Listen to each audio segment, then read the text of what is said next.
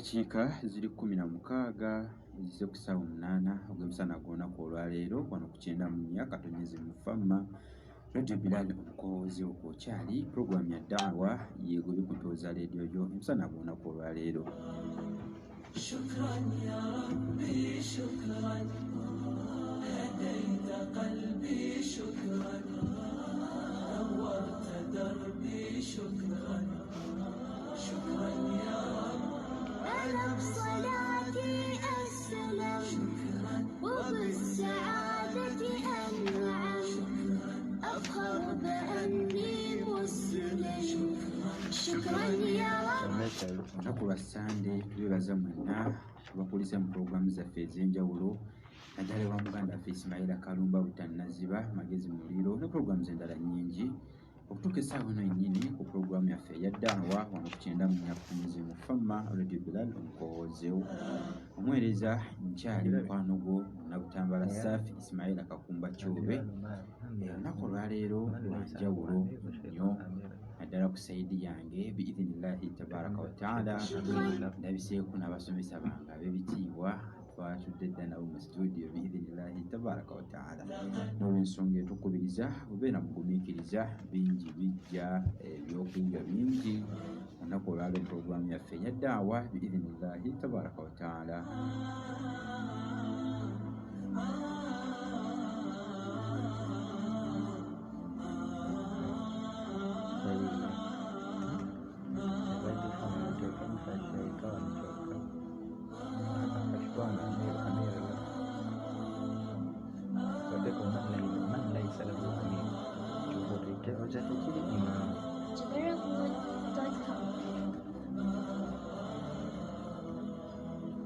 Twongera okubeebaza ate ensusso okwekumira ku 9 Katonyezi mu Famma Radio Bilal omukowoozi wo.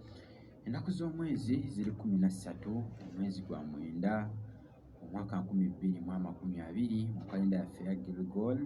Songa omulungi atuwuliriza twongera okujjukiza nti ennaku z'omwezi ziri 25 omwezi gwa Muharram omwaka 2042 Hijiriya.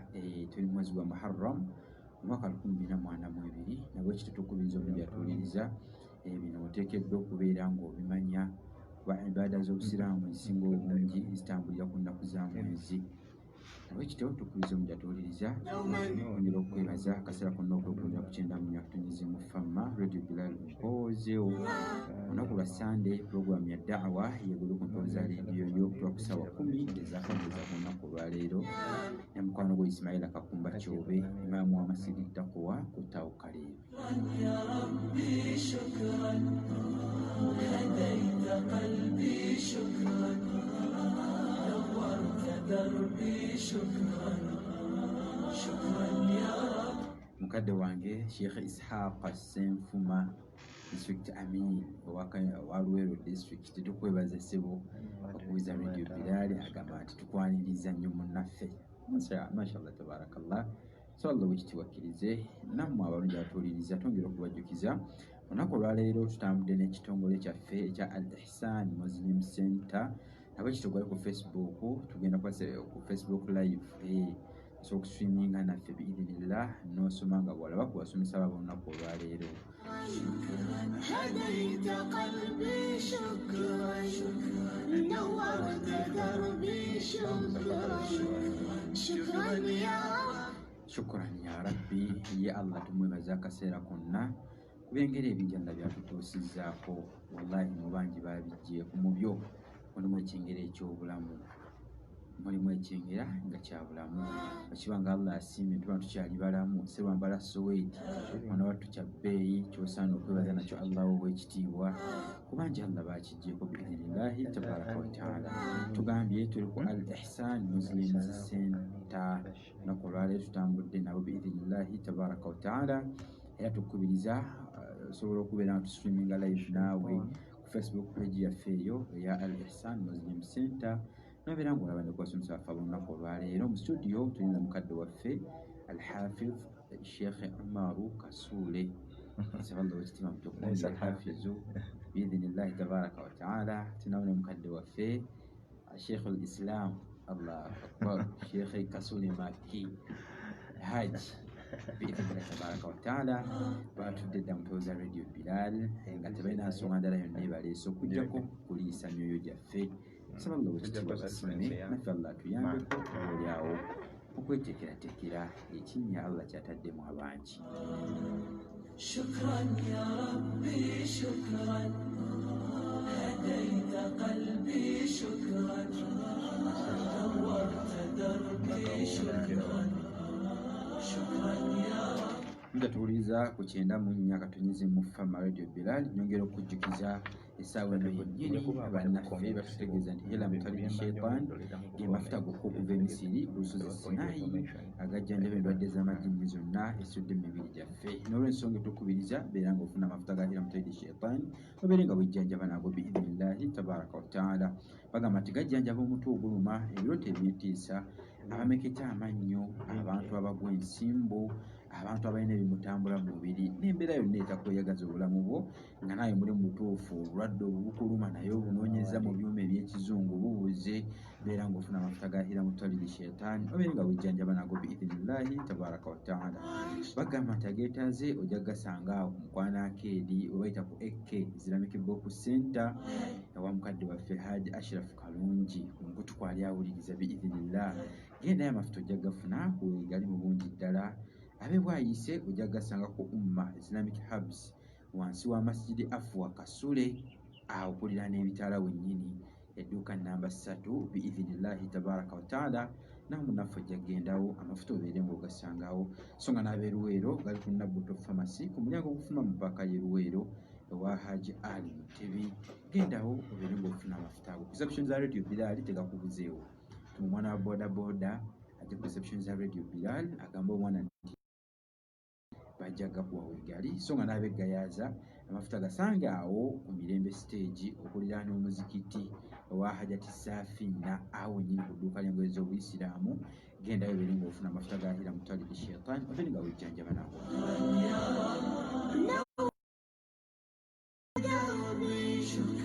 واستر يا ربي عيبي واغفر يا ربي ذنبي دوما يا رب. Essimu 0701 955 896 0701 955 896 oba 0784 68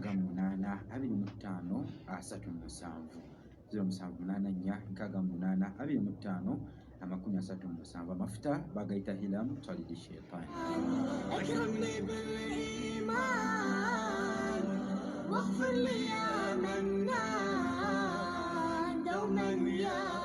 Eddakiika ziri 25 zisse ku ssaawa 8 ogw'emisana gw'olunaku olwaleero ono ku 94 katonyizi mu Fama Radio Bilal nkowoozeewo. Pulogulaamu ya daawa nyongera okujjukiza nti tusinzira wano ku kasozi Kampala mukadde etutumbuula abaanaadaamu bonna kwe muli biidhnillahi tabaraka wa taala. Kkiriza mukyatuwuliriza, kkiriza akaseera kano kennyini nk'okubasomesa baffe batuukusala biidhnillahi tabaraka wa taala.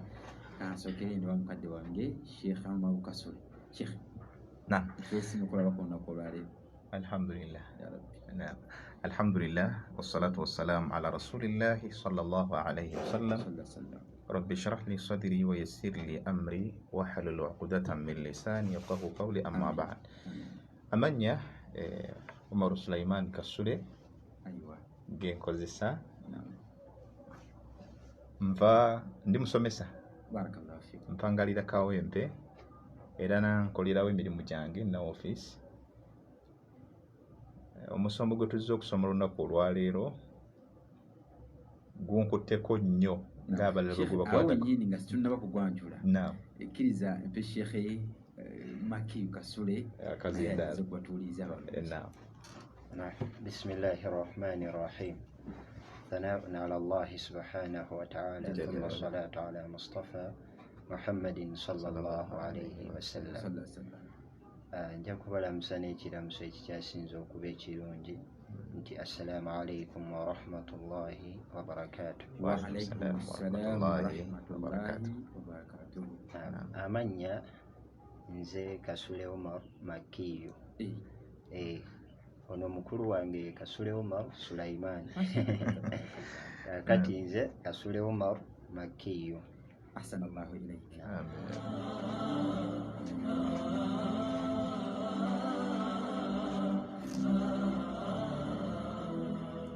Eddakiika 27 zise ku ssaawa 8 ogw'emisana gw'olunaku olwaleero. Puroguramu ya da'awa gye temukusobola kusaakunyeza kawungeza ku lunaku olwaleero. Abo be bawalimu baffe ab'olunaku olwaleero, abamu ku bawalimu abatambuza bannakampala akannaginagi naddala mu nsonga za faraidu bi'awnillahi tabaraka wa ta'ala.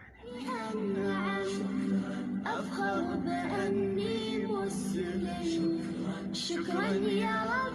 Munja tuwuliriza ku 94 katonyezemu famma Bilal Nkozeewo.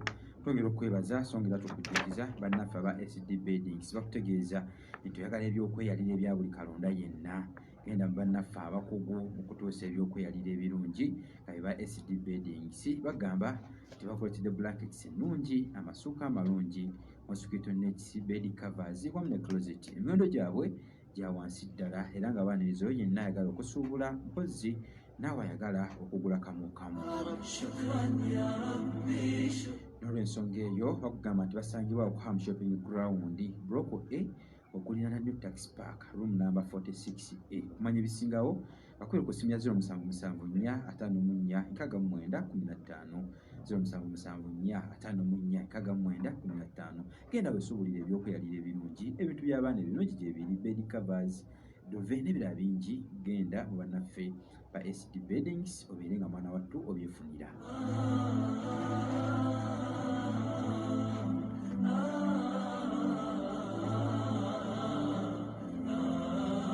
JabiraHood.com. شكرا يا ربي شكرا هديت قلبي شكرا نورت دربي شكرا شكرا يا رب نور يا ربي دربي شكرا واستر يا ربي عيبي واغفر يا ربي ذنبي دوما يا رب دايم مدى الازمان اكرمني بالايمان واغفر لي يا منان دوما يا رب.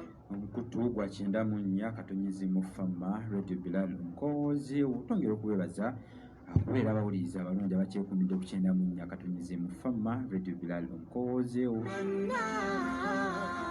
دوما يا رب. Agamba ki senga waffe ow'ekitiibwa Hajati Jamida Mbuuliro ku mukutu kwali awuliriza. Agamba ki Rumansi Idrisa mukozi mundafano ku Radio Bilal mukutu kwali atumbudde. Agamba nti Sheikhe mwebale kutuweereza biidhinillahi tabaraka wa taala. Ebangi bamuyita Sulaiman Sekate. Agamba naye ku mukutu kwendi abawalimu abotubaaniriza biidhinillahi tabaraka wa taala. Tusaba Allah ow'ekitiibwa abasiime ono. Allahu akbar alhamdu. Muganda waffe Lucas Abdallah naye agambye kwendi ku mukutu ntumbudde. Tulindiridde okuliisa emyoyo gyaffe olunaku olwaleero. Zahara Haruna webala okubeera ku Radio Bilal. Ismaila Kimbowa Allah Nakalimba Hawa Sebunya Arafat Zulfa bint Khalidi Yune Najib. Message nyingi naye tubakubiriza bangi abatuwuliriza bali ku Facebook tumugende musakinge group yaffe eyitibwa Al Ihsani Muslim Center biidhinillahi tabaraka wa taala. Tusitreaminze live nabo oba oliawo baleko nekibagasa nakyo emyoyo gyaffe. Kkiriza mulyapuliriza nzija obubaka bunene katini okomewo ne mawudhu olyawum eri abasomesa baffe olunaku olwaleero.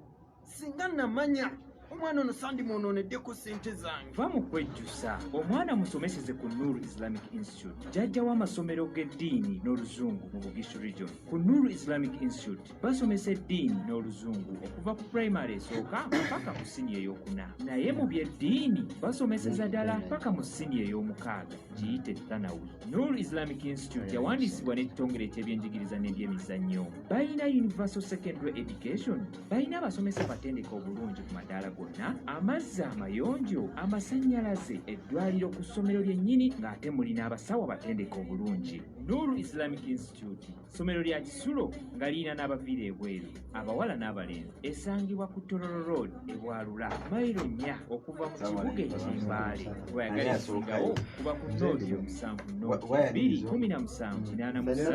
tugenda somesa tukyalaka.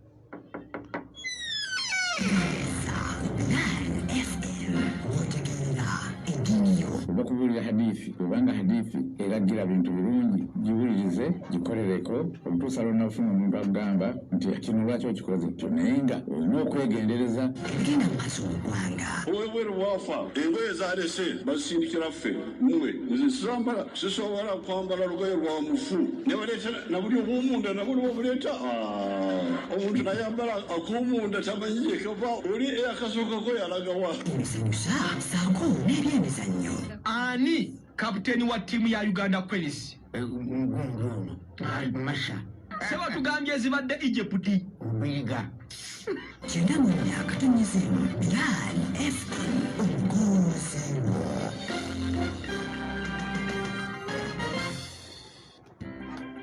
Sedika Rio Estates nga kati ffe tukutte ensonga ya Rio Estates ne tugiwanika ku mutindo waggulu tugula n'okutunda ettaka ennyumba eziwedde okusimbibwa wamu n'emmotoka ezikozeeko kati ku milioni 3 zokka wewonya obupangisa nga weefunira poloti mu bifo eby'enjawulo okuli Wakiso, Bujuuko, Bira, Kira ne Sentema ate ekyenjawulo tukola ne property swap ez'amayumba ettaka n'emmotoka. Sedika Rio Estates tusangibwa Wakiso ku kizimbe kya meeya ku Kidda ku district headquarters. Okumanya ebisingawo tukubire ku simu namba 0724439777 oba 0774911730 ne 0754645992. Sedika Rio Estates Ewakiso.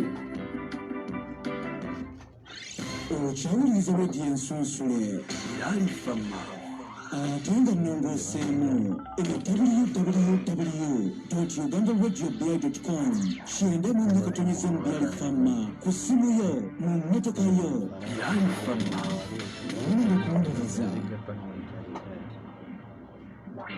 ku Bilal tukuweereza mu mpeereza ekyasinze n'olwekyo weekuumire ku 9.4 omukowoozeewo. okyali ku rediyo yo byalifama. شكرا يا ربي شكرا هديت قلبي شكرا نورت دربي شكرا شكرا يا Edakiika 35 zize ku ssaawa 8 ogw'emisana gw'olunaku olwaleero wano ku 9.4 katonyizi mu Fama Radio Bilal omukowoozeewo. Programu ya daawa olunaku olwaleero tulina abasomesa ab'ebitiibwa Sheikh Kasule Umaru Suleiman ne Sheikh Kasule Suleiman Maki ngebatugambye biidhinillahi tabaraka wa taala akkiriza kaseera kano kennyini tuddeyo gye bali abasomesa baffe olunaku olwaleero mwongere okutwaniriza n'okutwa mawduu lyawm. Sheikh tafadhal mashkura. Naam, alhamdulillah wa ba'd. Oluvannyuma lw'okwebaza Allah okumutendereza tusayidi omubaka Muhammad sallallahu alaihi wasallam yajja n'amazima n'obulungamu kubanga atulungamya kukuba eggolokofu. Tusaba Allah tabarakahu wa ta'ala ebiba bituusiddwako byonna nga biba ku mubaka waffe sallallahu alaihi wasallam atuwa okubikwasa amaanyi n'okubitegeera ate n'okubissa mu nkola. Omusomo gwaffe ogwaleero alhamdulillah jeno introduction y'omusomo gukwatana ku faraid biyite ebyobusika mu lulimi Oluganda. Naye nga bw'ogamba mu faraidu tujja kukitematema nga bwe tutandise tuli ku introduction oba tuli ku nnyanjula y'omusomo jeno. Tugenda okuba nga tutambulira biidhinillahi ta'ala. Amannya nga bulijjo baganjudde Kasule Umaru Suleiman. Naam, mu kutandika mu butongole tujja kulaba ensonga lwaki tulonzeeyo omusomo guno tuba tujja nagwo ate nga tujja kutambula nagwo paka Allah tabaraka wa taala wanaaba tusobosezza okuba nga tutuuka nagwo. Omusomo guno mukulu nnyo, ogenda okwetooloola mu bintu bye tusinga okusomesa ennyo ojja kulaba nga gwe musomo oba oliawo gwe tutateera kusomesa ate nga obwetaavu we buli. Tukimanyi bulungi omubaka sallallahu alaihi wasallam yatukakasa n'atugamba nti elimu eno yakassamibwamu oba yatemwatemwamu ebitundu bibiri. Erimu esookera ddala yeerimu eyo yaga nti innahu nisfu al-ilm, nti faraidu ono golaba kitundutundu ku kumanya. Bw'ogatta okumanya kwonna okw'eddiini yaffe ey'obusiraamu, erimu eno ya faraidu kyekitundu ekyokubiri ekijjuza erimu gye tusoma yonna mu bulamu. Olw'ensonga nti erimu ekwatagana ku kufa, ku byonna ebikwatagana ku muntu ng'avudde mu bulamu bw'ensi eno. So ate ebisigadde bye tusoma bye tusinga okuwulira byonna ebisinga obungi bikwatagana na mbeera zaffe za bulamu. N'olwekyo nga kitegeeza nti nayo tasaanye tugiteekeko ebiseera, tugisseeko omulaka tubeere nga tugitegeera olw'obukulu bwayo n'olw'obuzibu obunene obuvuddemu oluvannyuma lw'okuba nga twagireka obutagigoberera. Muzimu ku nsonga mwana wattu ezitusindiikiriza okuba nga tugireeta, ekisookera ddala ekibiina kye bata isaalu dhawil huquuqi huquuqahum, twagala okuba nga tulaga okulambika ebyo ebyaleetera erimu eyo okuba nga Allah tabarakahu wa ta'ala agiraalika, mulimu okubeera nti tutuusa haqqi z'abantu, ebivunaanwa by'abantu, rights z'abantu ezaffe ffennyini nga tuzituusa eri bannaffe. Gamba nga mina duafai, omuli abanafu. Mu banafu abo bayingiramu abantu bangi, mwe muli annisa, abakyala, mwe muli abaana abato, sibyan, n'abalala bonna n'olubuto mwe lugwa. So abo bonna banafu. Wal aghniya, n'abagagga bayina huquuqu zaabwe, bayina rights zaabwe zibateekeddwa okuba nga bazifuna era nabo bazifuna.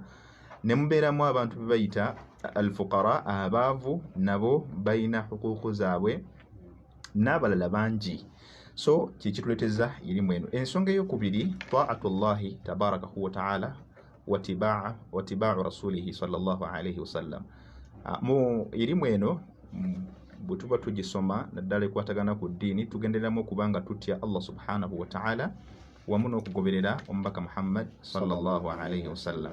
Ensonga ey'okusatu, tadhkiru almuslimina amra dinihim fi lqisma, okujjukiza basiraamu bannaffe, baganda baffe, bannyinaffe ffenna mu ddiini yaffe ey'obusiraamu nti mazima ddala eddiini ey'obusiraamu eno gye mulaba, eddiini ey'obusiraamu gye tweyagaliramu Allah subhanahu wa ta'ala, ensonga ezikwatagana ku kye bayita al-qisma nga bwe tugenda okukitunulako, kuba kye bayita faraidu kitegeeza ebitemeddwa oba emigabo. Emigabo egyo giba gitemeddwa nga gigerekeddwa. So kye bayita al-qisma, obusiraamu tebwakisuula era bwatematema, buli omu ne bumulambikira kiki kyateekeddwa okuba nga afuna ng'omuntu. Ekirala nga tukimanyi bulungi Allah subhanahu wa ta'ala oluvannyuma lw'okubiraalika ate yatukubiriza mu suratu dhariyat n'atugamba nti wadhakiru fa inna dhikra tanfa'u almu'minin. N'olwekyo okubajjukiza mwenna nti bannanga obusiraamu buno Allah subhanahu wa ta'ala buli kimu kyonna yakitutemeratemera. Iktamala al-islam inna Allah subhanahu wa ta'ala, eddiini y'owekitiibwa Allah subhanahu wa ta'ala yajjula. N'olwekyo fa'ala almuslimina at-ta'allum, abasiraamu ffe ekikwatako kimu kutuula wansi kuyiga, wattamassuk, n'okubanga twekwata, wattamassuk bihi, n'okugyekwatako eddiini ya Allah subhanahu wa ta'ala, wa hifdhihi, n'okugikuuma mwe muli okussa mu nkola amateeka ge Allah subhanahu wa ta'ala. Eno aya nayo tusobola ogyongera waawo. Na'am. Wa idha hadara al-qismata ulul qurba wal yatama wal masakin fil adilla insha Allah tujja kubanga tutuukawo, tujja kubanga nayo tugituukako al-qisma, amakulu ejjidde ku kigambo al-qisma ekitulaga okutematema.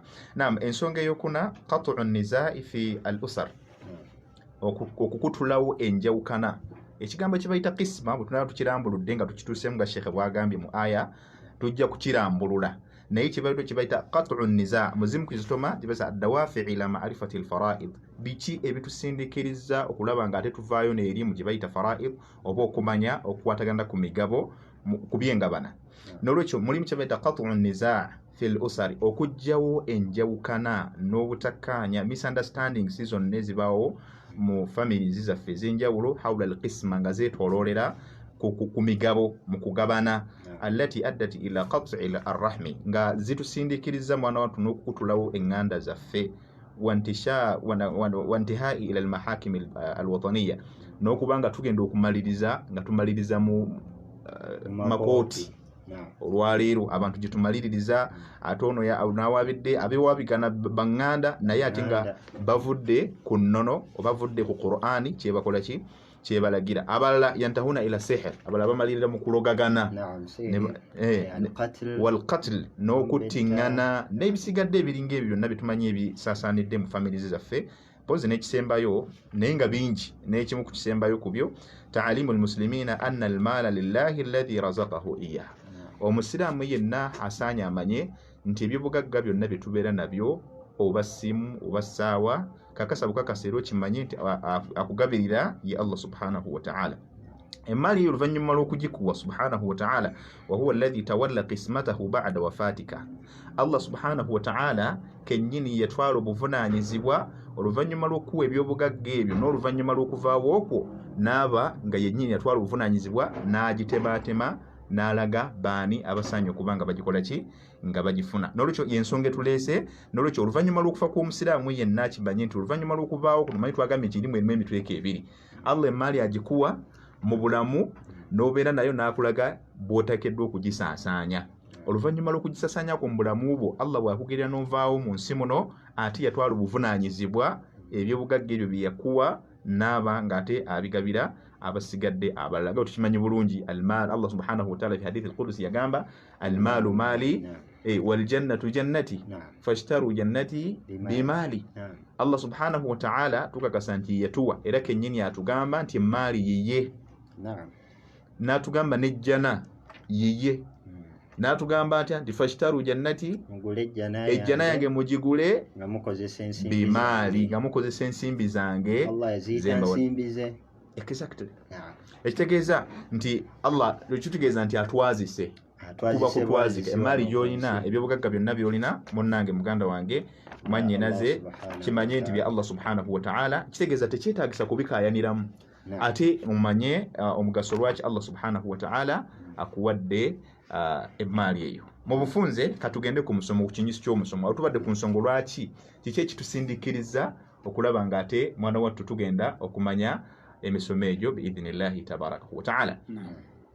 Naam, bwe tugenda ku kinyusi ky'omusomo omusomo gwe tuliko bayita ebyobusika abantu byasinga okutegeera ilmu almawarith au fiqhu almawarith nga manye bwe tunagalaba so yirimu ekwatagana n'ebyobusika yirimu ekwatagana n'ebirekeddwa omugenzi bye tugenda okubanga tunulako olwaleero bw'ogenda okwetegereza ensi eno tulina kye bayita obusika bantu bangi nnyo bamanyi obusika buli omu agamba nti obusika naye bumubuuza nti obusika kyeki abasinga obungi tetukikola ki tetukimanyi kera ku makya ne tussaako omusika nti yono busika bw'obusiraamu fil ghalib okusingira ddala bw'ogenda okwetegereza ne weetooloola ensi eno naddala Uganda yaffe mwe tuwangaalira gye tusinga okumanya obulungi abantu abasinga obungi tukimanyi nti omuntu bw'afa ono gwe tuba tutaddewo ng'omusigire we ye musikaawe abasinga obungi kye tumanyi kwegamba emmaali yonna bagirekera oyo omuntu omu ebyo byonna bwebiri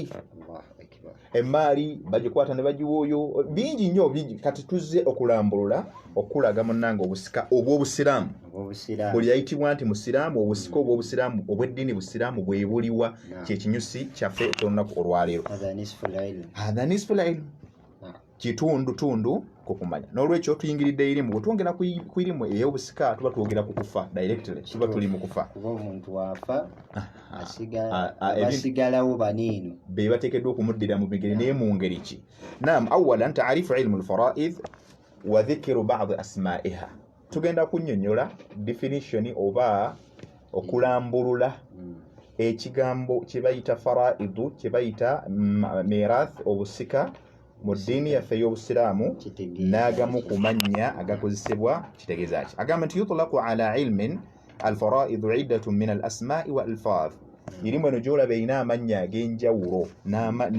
n'enjogera ez'enjawulo ezikozesa minha muzo mulimu ilmu alfaraid bakiyita ilmu ekwatagana n'emigabo ojja kusanga olinga gisa ilmu al-fara'id ilmu ekwatagana na miki n'emigabo egyo nga Allah subhanahu wa ta'ala ye yagiteekateeka sijja constitution nti jagundi bagitaddewo bagenda gikyusa nedda wabula Allah subhanahu wa ta'ala ye yagiteekateeka n'agiteekawo n'aga nti omugabo guno ono yalina okugufuna omugabo guno gwa gundi n'omugabo guno gwa gundi wallahu laysa bidhallamin lil abid. Naam, nga Allah kennyini subhanahu wa ta'ala yatematema emaali gyakuwadde kuba twatulembere tugamba nti emaali eno ya Allah subhanahu wa ta'ala yagikwazika gwenze nange tugikozesa era n'atulaga bye tulina okugikozesa n'oluvannyuma lwa kuvaawo kwange nze naawe Allah tabaraka wa ta'ala n'agitematema n'agigwa abo be yalonda be yasalawo okuba nga agiwa. Kyava agamba nti era tulina kye bayita ilmu al-mawarith kwegamba wali ku faraid tugenda keera ku makya omugabo Allah gwe yawa omuntu gukyuke era tetugenda kumuwa byatateekeddwa okukola ki kufuna. Constitution ya Allah tekyuka. Naam, kyavaga bidhallami lil abid. Kyavaga Allah subhanahu wa ta'ala wa ilmu tuli mutaarif mugamba kumanya nga kosebwa mu ilmu eno kyavaga nti huwa ilmu al-mawarith ye ilimu ekwatagana n'ebyobusuubuzi. Watugambye ilimu ekwatagana n'emigabo egigerekeddwa. Ne tugamba nti ilmu al-mawarith ilimu ekwatagana n'obusika.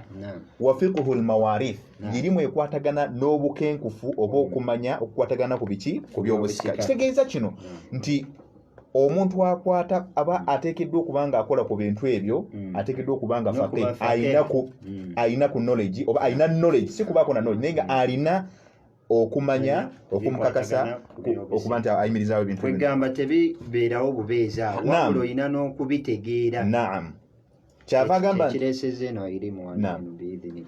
agamba nti wa ilmu tarika ilimu ekwatagana ku bintu omufu by'abaalese.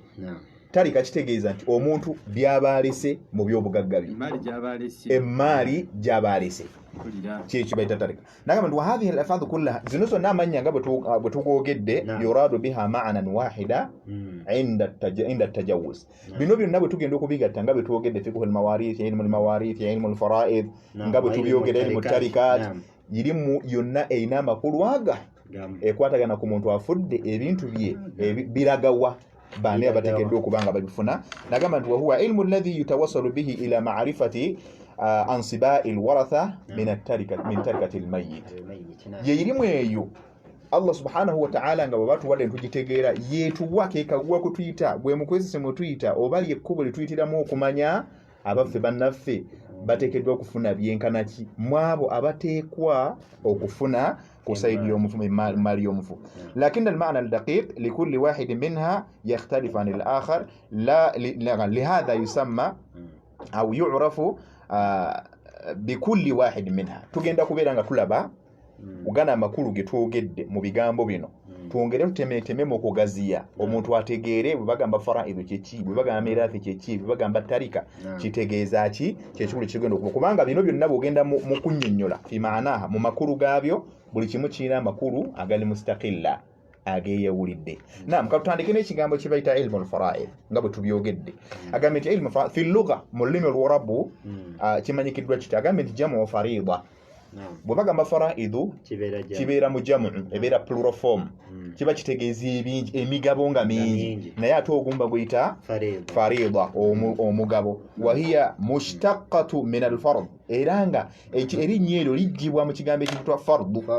Fardu kitegeeza ekyetteeka maana alladhi awjabahu Allah ta'ala ekyo Allah tabaraka huwa ta'ala kye yakakasaawo oba kye yalalika omuntu okubeera nga watteeka okubanga akikola oba akifuna. Agamba watutlaqu al-faridatu fi al-lugha ala ma'anin idda. N'ekigambo farida kino nakyo kirina amakulu era ate amalala mu lulimi oluki mu lulimi olwarabu. Ekyokera ddala bakiyita alwajibu ekyetteeka walmuqaddaru ekigeraageranyiziddwa walhazzu omugabo oba ekintu paati y'ekintu wataqdir okugeraageranya walinzal n'okussa ekintu oba ekintu okukiteeka in its respective place oba mu kifo mu kiteekeddwa okukola ki watabiyin okwanjuluza ekintu okubeera nga kyanjuluziddwa ne kimanyibwa nti kyekino wannasibu era kitegeeza omugabo almuqaddaru ogugeraageranyiziddwa almafurudu ogw'etteeka ng'omuntu ateekeddwa okuba nga agukola ki wasummiya alfardu fardan lianna lahu maalimin wa hudud ekiguyisa n'ensonga eguyisibwa nti mugabo olw'ensonga lahu maalimin wa hudud gulina amakulu gumanyikiddwa ekigero kyagwo ate era ne gumanyikibwa n'ekikomo ontegere bulungi kwegamba we gunaaba mukaaga gumanyikiddwa nti guva wano paka wano kankuwa ekyokulabirako tete gusukka komo tugenda tugula emigaati oli nagaa nti omugaati ogwo ntimuguze mula nti genda ogyeko toosi mmeka toosi bbiri zimanyikiddwa ku mugaati naddala ogwo gubasalaasala ogwo onaga nti genda ojje ku mugaati omulamba najjako toosi nga omugabo gwakola fetwalinga ewaffe nga kitaffe agula omugaati naye nga bwaguleeta ffenna abaana awaka aleeta omugaati gumu naye nga buli omu akimanyi nti buli omu alya toosi bbiri teri ayinza kuleezaamu kitegeeza hatha huwa alqadaru annasibu almuqaddar gwe mugabo omugeraageranye buli omu gwamanyi gwalina okukola ki gwalina okuba nga afuna ogulina limiti bwe tugenda awo tubadde mu lulimi lw'Arabu kati tuyingidde mu lulimi olwa sharia oba olulimi lwe tuyita olw'amateeka agakwatagana ne ilmu alfaraid atugamba nti alfaraidu istilahan mu mateeka agamba nti urifat biiddati taarifaati gulina ennyinnyonnyola ey'enjawulo gulina ennyinnyonnyola nga nnyingi okuva okusinziira ku bamanyi ab'eddiini ey'obusiraamu atugamba nti ennyinnyonnyola esooka taarifu esooka omu ku bamanyi agamba nti ilmun yu'rafu bihi kayfiyatu tawzi'i tarika ala mustahiqiha atugamba nti yeirimu eyo ekwatagana n'okugaba ebyobugagga oba ebirekeddwa omufu nga tubiwa abo abateekwa ekitegeeza muno mu taarifu muno tujjamu ki nti wano okumanya okututuusizza okumanya ekigero ekyomuntu kyateekeddwa okufuna era ne tumanya mustahiqiha ayina right ateekwa okuba nga akifuna oyo yasooka n'engeri gye tuyina kimuwa akagambo tawziya n'engeri gye tuteekeddwa okuba nga tukigabanyaamu owokubiri mu bamanyira n'agamba nti ilmun bonna banyonyola kigambo faraid nagamba nti ilmun biqawaidin wa dawabitin min alfiqhi walhisab kwe kumanya amateeka principles bazisa qawaid principles amateeka wa dawabit ne principles n'amateeka byawukanirawa oba byagala okusemberegana naye nga twandise principle oba engeri dawabit oba engeri gy'oyitamu okutuuka ku kiri kuba etteeka libaawo naye waliwo principle obugenze mu mathematics balina principles kati etteeka libaako n'etteeka eddala eririfuga tuyinza okitwala bwetyo so nolwekyo bagambye nti min alfiqhi walhisab nga mu kutegeera ebintu ebyo n'engeri gye bibalwamu olabye nti mu busika olwaleero tulinamu kye bayita okubala wali hisab mathematics tugenda kujjayo kale tuleeta tutandika okubala inshallah bwe kinaba tukyuseeko era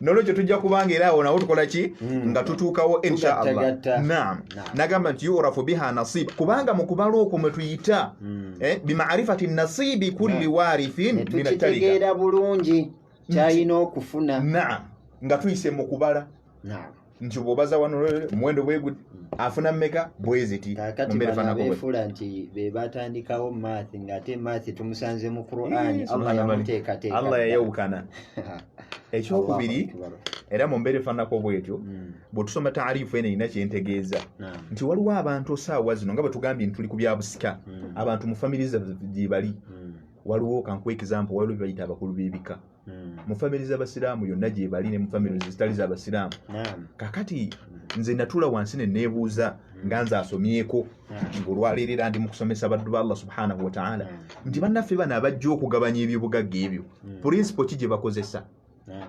abakulu b'ebika kumanya ki kwe bakozesa basinzira mu tteeka ki okugamba nti kati gwe eno ennyumba yiyo, kati gwe twalako ente 2, kati gwe twalako omukiika oli mu mwerugabire, basinzira ku ki? Walillahi alhamdu. Kyekyo tujjeeyo okubeera nga bannange tusoma ebintu bino. Ekisookera ddala taarifu etugambye nti mulimu kye bayita fiqhu, okutegeera, ne mubamu kye bayita alhisaabu, okubala, ne tubeera kye bayita istihqaaq, okuba nti omuntu alina right, ani alina rights, ono omukulu w'ekika naye aditamininga atya, kubanga olwaliwo ssebo nagendako ewantu emu nga bagaba ebintu ng'oli azze kulwanira bya musika, naye ng'omusika ate si mwana wa mugenzi. Naam, nali saidizeemuko naawe. Omusajja yajja nga bamuyita sijja kwatula linnya, naye nga yajja musiraamu ng'azze kulwanirira bya musika by'alina okufunako ku mali y'omufu, ate ng'omusika si mwana wa muki, si mwana wa mugenzi. Kitegeeza oyo alina maaribu ukhra. Anti y'embeera eriwo, y'ensonga lwaki tuvuddeyo tutegeeza abantu ekituufu ekirina okubanga kigobererwa. Naam, tugenze ku taarifu ey'okusatu. Agambye nti omumanya myalaga nti ilmun bi usulin ma'khudhatun min alkitabi wassunna, kwe kumanya ebikolo. Owulira kuba buli taarifu gye tuvaamu erina eggumba. Agambye nti ilmun bi usul, kwe kumanya ebikolo, ekikolo usul, ebikolo ma'khudhatun min alkitabi, nga kijjibwa ddala okuva min alkitabi wa huwa alqur'anu alkarim, okuvira ddala mu Qur'ani ey'ekitiibwa, wassunna, n'enkola y'omubaka Muhammad sallallahu alayhi wa sallama, wal ijma' wa ijma'i al umma, n'okwegatta kwa umma ey'obusiraamu.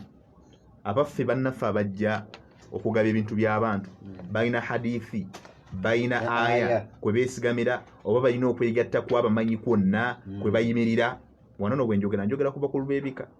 Abakulu b'ebika abamu balina okumanya, sigamba nti bonna, nze jjamu bali abalina okumanya. Waliwo abalina okumanya nga Allah bayabawo okutegeera ebintu bino mina sunna wal kitab. Abo tubajjeemu singa babaleese hadithi ne bagobera obufu nabbi sallallahu alaihi wasallam yayita wamu n'okutimatuma kwa Allah subhanahu wa ta'ala. Agambye nti ebintu bino ebisatu ayogedde usul, ebikolo by'eddiini Busiraamu omusibuka amateeka agaffe ag'eddiini bwe tulina okuyimirira nga tugaba ebintu, nti Allah yagamba bwati, nabbi sallallahu alaihi wasallam yalamula bwati, abamanyi beegatta ku kino. N'agamba nti yu'raf, nga mu byo mwe tuyita yu'rafu biha ahwali alwaratha, mu byo mwe tuyita okumanya abasika bano mbeera ki mwe baabatika, balina kubanga bafaanana batya. Kwegamba buli musika ayina embeera mwateekeddwa okugwa, mwasobola okufunira emmaali ye. Kyekiri dawabiti.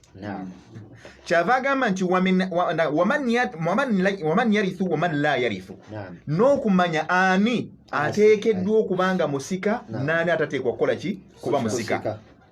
Wa kaifiyati mirathihim, n'okumanya ngeri ki gye bateekeddwa okubanga basikiramu omugenzi ono menattalika okuva ku ebyo by'abalesi. Balina kugabanako kyenkana ki, balina kubifuna batya. Soke tuddeyo kana akagambo. Naam. Man yarithu wa man la yarithu. Naam. Akantu ako kitegeezaawo tujja tegeera buli omu agenda okusika ateekeddwa okubanga akwatibwako ensonga eyo. Akakwataganira ddala ne kali kyeyagambye nti mustahiqiha, ateekwa nannyini, alina right. Man yarithu yoyo ateekwa okuba omusika. Okitegedde? Bw'owaga nti man la yarithu kitegeeza yoyo atalina right. Kitegeeza abasinga bonna abantu awo we tujja okubasuulira oba tubasigazeeko. Tujja kwebuuza ekibuuzo, abaffe mustahiqiha avaawa. Okitegedde bulungi? Bw'otuba man yarithu avaawa, wa man la yarithu aba avaawa. Naam. Kyava agamba mu taarifu endala nga yesembayo, taarifu ziri nnya, naye nesembayo agamba nti fiqhul mawarith, kwe kutegeera ebikwatagana n'obusika. Kitegeeza tobigendamu nga tonnabitegeera. Ojja kugaba emmaali. Nuhadhiru nnasa, abantu bonna tubategeeza, abasiraamu bonna naddala, abaganda baffe abasiraamu ne bannyinaffe, nti omuntu oteekeddwa okuyingirira ekintu kyokakasa nti otegeera, kyokakasa nti okimanyi, toyimirira ku kyotalina kukola ki, kumanya. Kyava agamba nti fiqhul mawarith, bwe bukenkufu, kwe kumanya okukwatagana n'ebyobusika. Kaakati awo wennyini omuntu yenna waaba tabitegedde, olinga agamba nti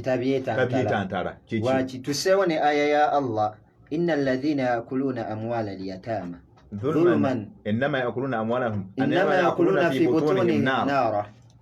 Kitegeeza bw'anaaba okusinziira ku ebyo nga takoleddeko kumanya agenda kumaliriza eyo aya egatta awo wonna nga bagudde omwo.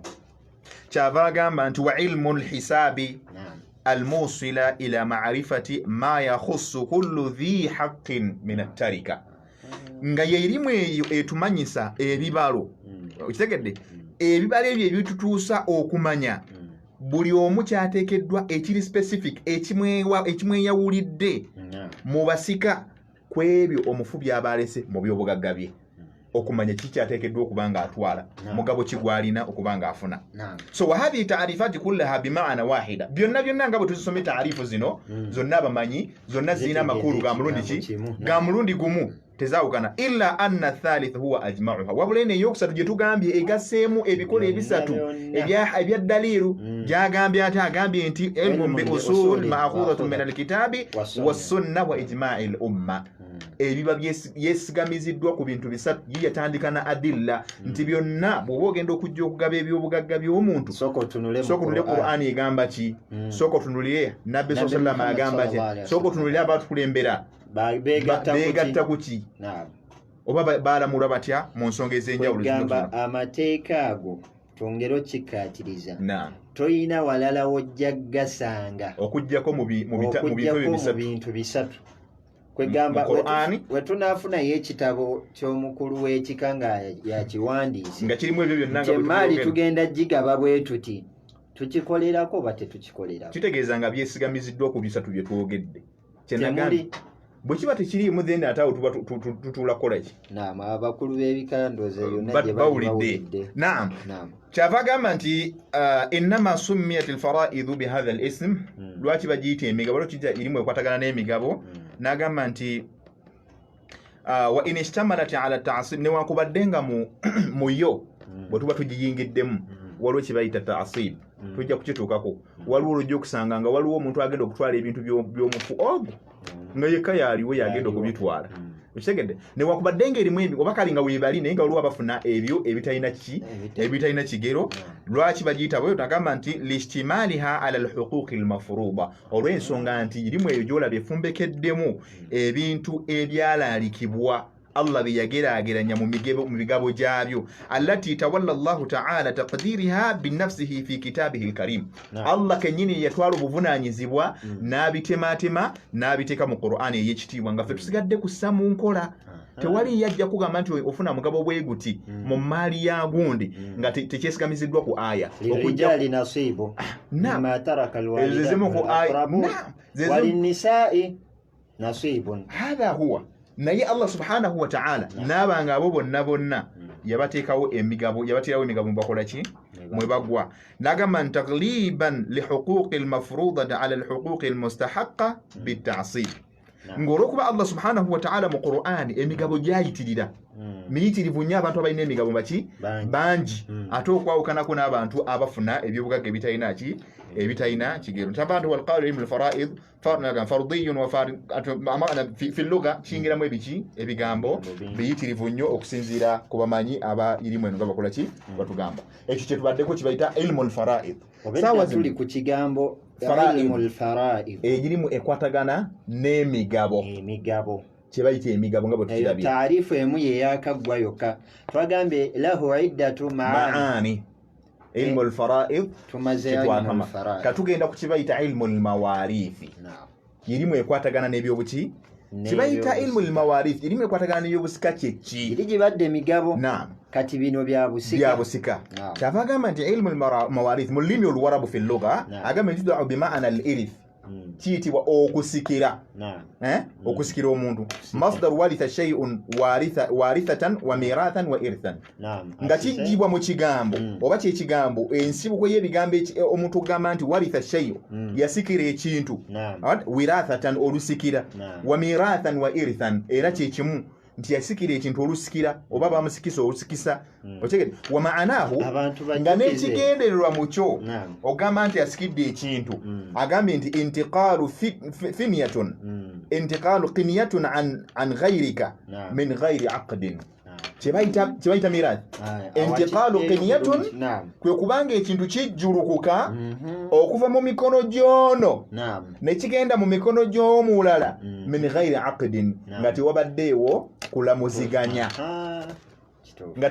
kulamuziganya nti gundi ekintu kino kitunda sente mmeka tewaliwo kugulaana tokimuguzizza wabula kivudde mu mikono gyo nekigenda mu mikono eby'omulala kyebayita irith kitegeeza mu Luwalabu wetuba mu Luwalabu omanyi luno Oluwalabu aghna lughat lwe lusinga ennimi zonna okusika kuno kwegamba nsobola n'osikira omuntu ng'akyali mulamu wetuba tuli mu Luwalabu lwokka osobola olekawo ensawo nze nensikira ki ensawo yo mu lulimi Oluwalabu nga tetugenze mu biri eri tugendagenda mu fishara fwe tugenda ntagaa nti walama yajiri majra al aqdi nagamba nti okujjuluka kw'ekintu kiri okugenda mu mikono emirala tewaliwo wadde kekuusa ku ndagaano yonna tebatulaganye babakoze eki wayutulaku bimaana al mawruth era basobola okitwala ne bagamba nti ekintu ekisikiddwa twakulira ewaffe naga nti mpesa epeki yange ey'obusika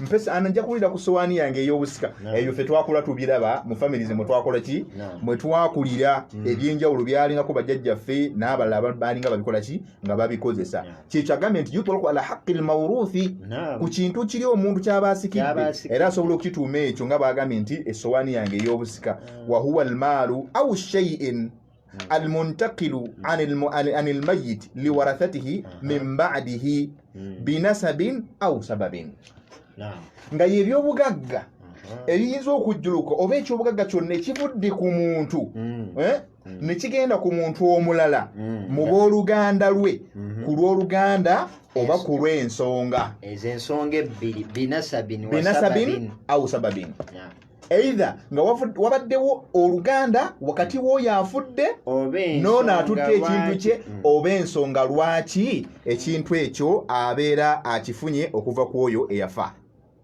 naye abantu baneekwasa bwekwasa okirabye kati okusookera ddala bwe tolimiddeko wano kitegeeza nti omuntu okufuna ebintu by'omuntu wategeddwa okubaawo ensonga ezisookera ddala binasabin either nga waliwo olulyo au sababin eziri genuine era bwe tunatuuse mu jahiliya tujja kuzoogerako okitegere bulungi ensonga zino ebbiri omuntu alina okukati gwe weebuuze gwe wenna yali afunye ku bintu by'omufu byewafuna wabifuna otya ekyo kibuuzo kiri mu ddiiro nno omwana wattu gwe wenna yali afunye ku bintu by'omufu tuula wansi weebuuze nti ebintu bino nayitira mu okwesese ki nayitira ku muguwa ki nayitira mu kkubo ki ngeri ki ogenda okuzuula abantu buli omu yeezuula balili insanu ala nafsihi basira buli omu yasinga okola ki buli omu yasinga okubanga yeemanya mu nsonga eyo n'olwekyo nga tugenda mu maaso kyava agamba nti ebintu ebyo byonna nga bwe tubyogedde nti haqqul mawruth abantu bye baba basikidde okuviira ku bannaabwe naye nga mu nsonga mwe bayitira mwezi ebbiri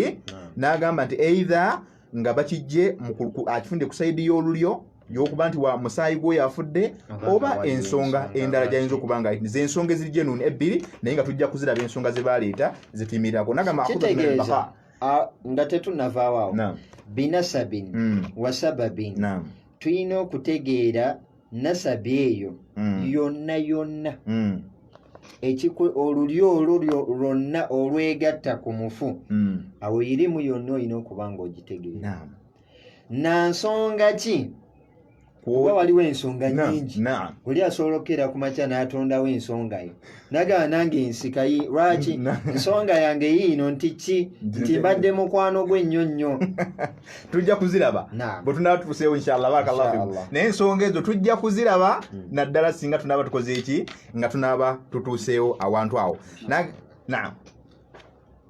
naam kyava agamba nti walmustahiqu lilmaali bilirithi yusamma warithan tulinawo musika awantu awetaaga okunnyonnyola walmustahiq lilmaali omuntu asaanye alina right okufuna ku maali eyo yusamma warithan yayitibwa omusika seeka waliwo ensonga olwaleero nze seeka nkuze kutuuka waneeno mu Buganda manye omusika yabeera omwana omukulu oba taata gwaba asiimye. Hasbunallahu wa ni'mal wakil. Mu Buganda bonna tugeze mu kitwetaagisa okuddayo mu jahiliya period gye tujja okuddayo nga tukyali wakuba tukyali ku nnyanjula insha Allah. Abasika bangi abo gonna tugenda kunnyonnyolawo.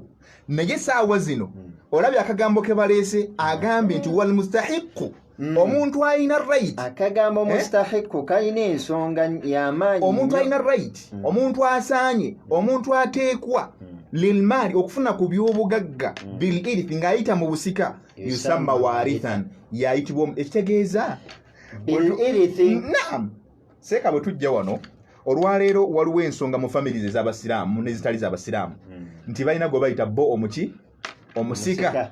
Naye jjukira omusika bwe bagabye ebyobugagga bamuwa gwe basinze okuwa ate abasigadde ne bagenda nga babawaako ebitonotono. Naye wano obusiraamu bwebutugamba wal mustahiqu lil maali omuntu asaanye okufuna ku by'obugagga ebyomufunga afudde bil irith ng'ayita mu busika yusamma warithan ayitibwa muki musika. Kitegeeza al mustahiqu lil maali nga eri laysa bi irithin la yusamma warithan. Hadha huwa al mustahiq wal mustahiqu lil maali la an tariqati al-irithi la yusamma wari. Omuntu yenna afuna ku by'obugagga by'omufu naye nga tabifunye mu kubo lya kumusikira tabeera musikaawe. Nga tujja kwenda kukitegedde tutemeteme abantu bayongera kukitegedde n'agamba nti wajamuhu waratha era bayitibwa kitegeeza abasika basobola okuba abangi. Wanasoose batugambye omu naye batugambye wajamuhu waratha naye ate babeera bangi basobola okuba abasika nga bangi nga basikidde omuntu omu. Kubanga bafunye biki bafunye ebyobugagga byabakoze oba bayina ensonga binasabin au sababin. Naam. Nagamba nti wawarathun era bayinza okuyitibwa bawarathu oba warathun oba naam. Naga man istuhikka malahu bil irithi yusamma muwarrithan. Omuntu yenna asaana okusikirwa oli gwe tusoosa abadde warithan omusika yatwala ebyobugagga byo yakoze eki ebyabafudde amukubagabana ku ebyo. Nagamba naye ate ono gwe basikidde omuntu ebintu gwe bisaana okujjuluka okuva mu bwennyini bwe bigende mu bwennyini bw'abantu abaki abalala bimaana ataliiwo afudde gwe bayita muwarrithan. Nchegede bulungi. So buli we tunasanga akagambo muwarritha kiba kitegeeza tujja kuba twogera ku ataliiwo omuntu oyo ataliiwo yafa. Agambye nti mautun maut agambye baada maut man kana lahu dhalika oyo abeera afudde nga yenanyini bintu ebyo. Nagamba nti wal mirathu istilahan katugenze mu lulimi mateeka walitubadde mu lulimi oluki Olwarabu. Bwe tugenda mu lulimi olw'amateeka ambe tuwa ilmun biqawaidin fiqhiyya wa hisabiyya kwe kumanya amateeka agakwatagana amateeka agakumanyisa oba amateeka agatumanyisa irimu eno eya faraidhu wa hisabiyya n'ebibalo byayo. Amateeka agatumanyisa irimu ey'ebyobusika n'ebibalo yu'rafu biha. Naam, ekigambo hisabiyya ekyo nze buli wokituukako nnyongero kitegeera. Naam, nti hisabiyya eno tegwawo bugwi si yakyeyagalire nti imaamu azze ewuwo n'asiima nti naye katono katumwongere katumwe thuluthu katumwe nisfu tumuwadde katono kamuwe kino ono kamuwe kinedda. Hisabiyya eno eri muqaddaro nga bwe twagambye nti qaddaraha Allahu min zaman. Allah subhanahu wa ta'ala already yakola ki yateekateeka dda. Kyatugambye nti nagambye nti kitugamba nti almirath obusika mu lulimi olw'amateeka agakwatagana ilmu alfaraid atugambye nti huwa haqqun qabilu litajazzu. Ekyobugagga omuntu kyalese nga kisobola okugabanyizibwa. Yekintu omuntu kyalese nga kisobola okukola ki ekizambo gyinyiza okuwa omuntu asobola okuleka amayumba 10 ng'alese abasika 3 oba basika 4 oba 5 buli omu ajja kufunako 2 bwe banga basajja bwanga balenzi n'ebisigadde nga tunagenda tulaba mu mbeera efaanako bwetyo. N'olwekyo kyagambye nti bayita ebyobusika ekintu omuntu kyalese nga kisobola okuba nga kitemwatemamu nekigabanyizibwa eri abaki eri abasika be baada mauti man kana lahu dhalika oluvannyuma lwa nannyini kyokukola ki okuva mu bulamu buno obwensi liqarabatin bainahuma. Okalabi liqarabatin olw'okuba babadde kumpi nnyo mu buzaaliranwa bwabwe mu kusemberagana mu luganda lwabwe. Muntegere bulungi au zawjiyya oba nga babadde bafumbo au alwala obanga wabaddewo okununulwa bakiyitanga obununuzi obwavanga mu buddu oba obununuzi obwalingawo ng'obwalingawo obwedda mu buddu ku sayidi y'obuddu ekitegeeza ze ensonga 3 ze batuwadde ze tuyimirirako lilqaraba oteekeddwa okuba nga oli wa luganda lw'oyo afudde awu zawjiya obanga mubadde ate nno bufumbo kitegeeza tujja kutuuka paati tukwateko ne ku bufumbo awu zawjiya bikwataganira ddala direct omukyala oyo oba obufumbo olwo buli omu ateeke asaanye yeebuuze nti bannange obufumbo bwe nnina obusiraamu bwe buli organizinga ekibuuzo buli omu akyebuuze tujja kugendayo at the moment awul wala oba obununuzi obwaliwo wane waffe mu East Africa ne mu Africa yonna okutwaliza wamu waliwo kibayita obuddu ne mu mawanga amalala naye twasinga kusoma nnyo mu slave trade in East Africa and Africa at large so twalina obuddu obwalingawo abantu babatwalanga omuddu tabe na rights so abantu bano batwalibwanga nga bagenze kola mu plantations z'abantu na kubayamba ng'olabibula bayita bakadama bagenda okukola ebweru oli abakadama abagenda okukolera abantu abo ebweru edda babatwaliranga free nga tebakusasula musaala paka bulamu bwo buwangazi bwo kasita bakugula okuva eri mbakama abo kyokal mbe twasoma nti mbamu kabaka abalingawo edda bakwatanga abantu baabwe ne babatunda ne baguza abantu abava ebweru ne babawamu ebyokulwanyisa olwokuba nti balinga badifeedinganga kingdoms zaabwe ez'enjawulo so obwakabaka obw'enjawulo bakwatanga bakabaka ngeri bali nti balinga bali authorized abalina authority eri abantu abo mu bukulembeze bwabwe nga waddembe okuba nga akwata mu bantu be n'abawaayo n'awanyisibwamu n'ebyaki n'ebyokulwanyisa kati be baatwalanga abo ne babafuula abaddu nga balina kuweereza bakama baabwe abo abaddu tebalinanga rights zonna kubanga baba bamugula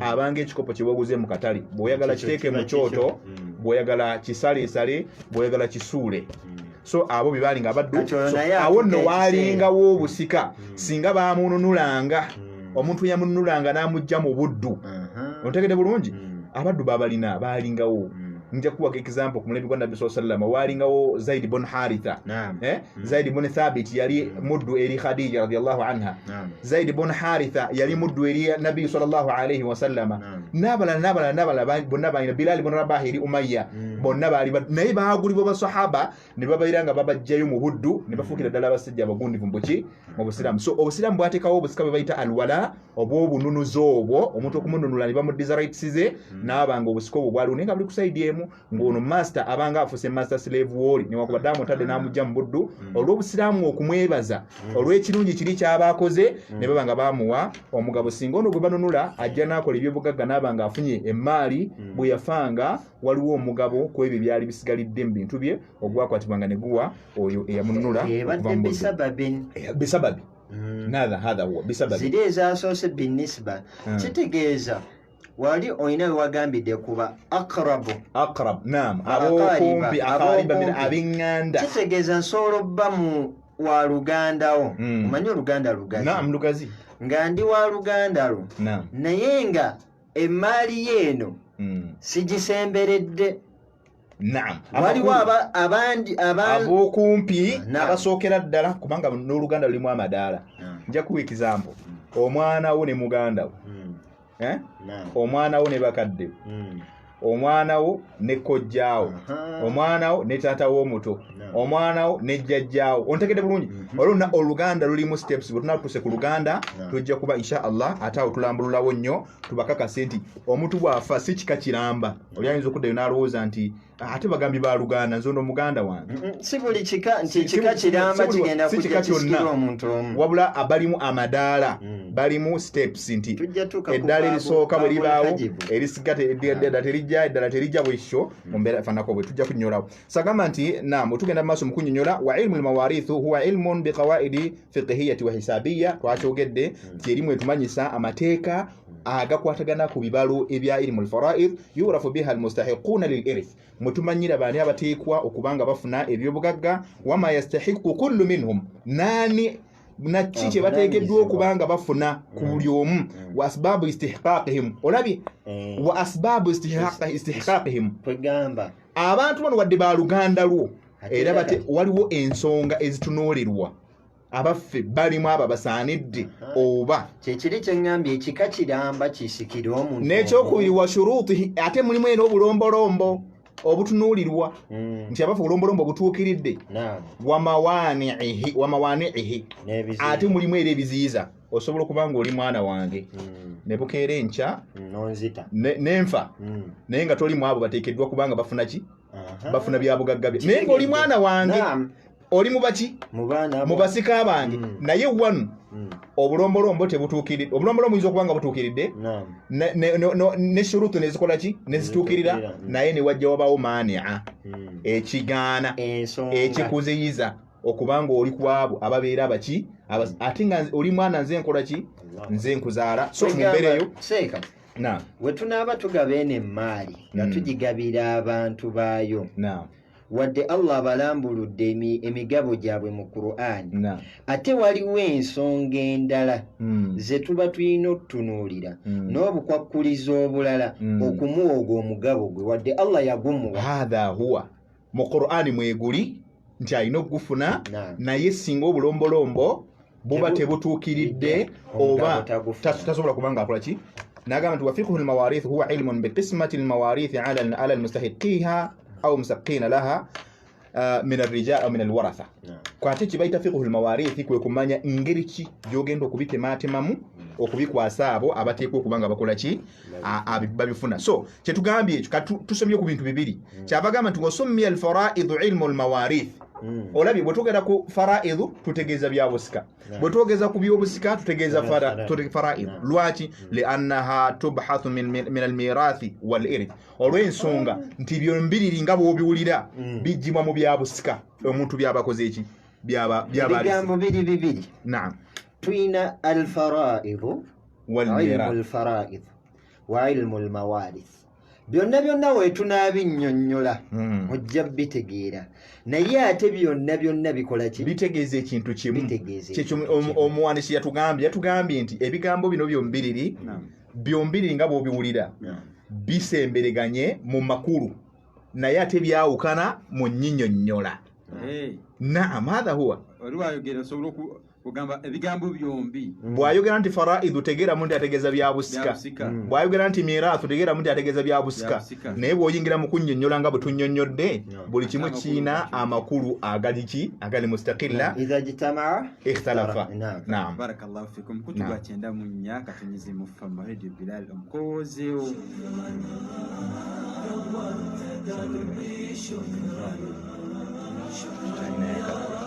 eddakiika 23 zise ku ssaawa 9 ogw'emisana ag'olunaku olwaleero ebigambo byebyo mu musomo gwa faraidu kyenkakasa obulungi omungi atuuliriza titwalyagadde ffenna okumanya emmali y'obusika eyo abantu bangi bayombagana abantu bawalaŋŋana naye nga mwana tukalumanywera yenna waava tetwafaayo kulaba nga tubitegeera mwana wattu ebyo Allah yabigaba dda obuvunaanyizibwa bwe omulungi atuuliriza okuba stamp bakuwandiika ddame nti Allah wabanga nzijuludde emaali yange bagigabanga ng'obusiraamu obulagira biidhinillah ebyo ebirango birekera abawalimu tuza omulungi atuuliriza tujjewo ku bubaka buneeno ate era tukomewo amangu ddala awo tuyimiridde n'abasomesa baffe era we tugendera okutandikira ddala mu maaso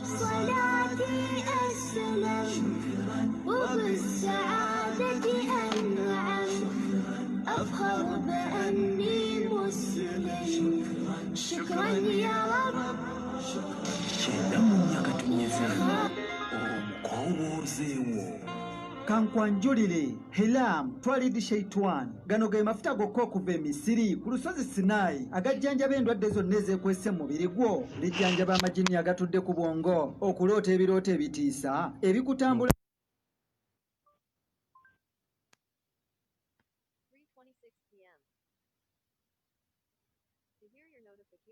Turn on notification access on your phone. Just touch and hold the home button, then tap headphone settings.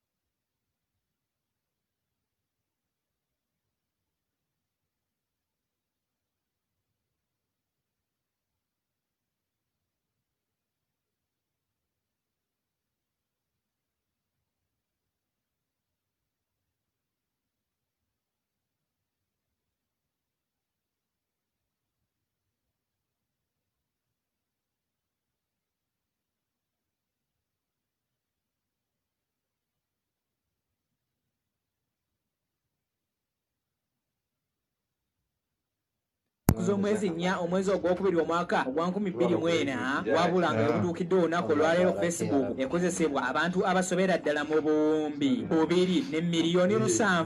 Ekyo badde okimanyi kati tunakalira tukuleetera ebirala bingi mukino badde okimanyi wanako kyenda mu myaka tonyezeemu Bilal Fama Radio Bilal kyenda mu myaka tonyezeemu Fama erungamizibwa amateeka ga Uganda Communications Commission.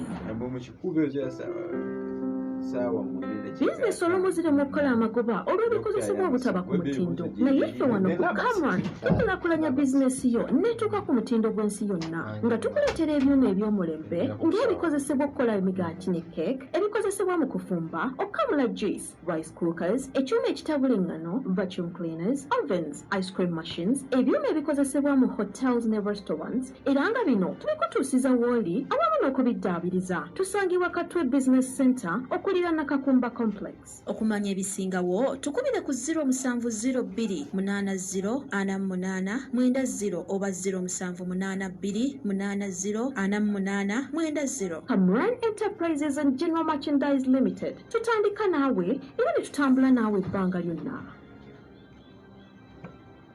Tukimanyi nti bingi by'omanyi naye kino obadde okimanyi nti omusajja eyasooka okukuba essimu mu nsi yonna ayitibwa Alexander Graham Bell ng'ono yakuba essimu eyasookera ddala mu nsi yonna nga 10 omwezi ogwokusatu omwaka 1872 era nga kati emyaka giweze 144 ng'abantu bakola ekikolwa kye kimu eky'okukuba essimu. Ekyo obadde okimanyi kati nno tuulakkalira tukuleetera ebirala bingi mu kino obadde okimanyi wanako kyenda mu nnyaka tonyezeemu Bilal Fama. Tokyusa kalimiko oliko rediyo esinga kyenda mu nnyaka tonyezeemu Fama Radio Bilal omukuloozeewo. Radio Bilal 94.1 FM is regulated by the Uganda Communications Commission.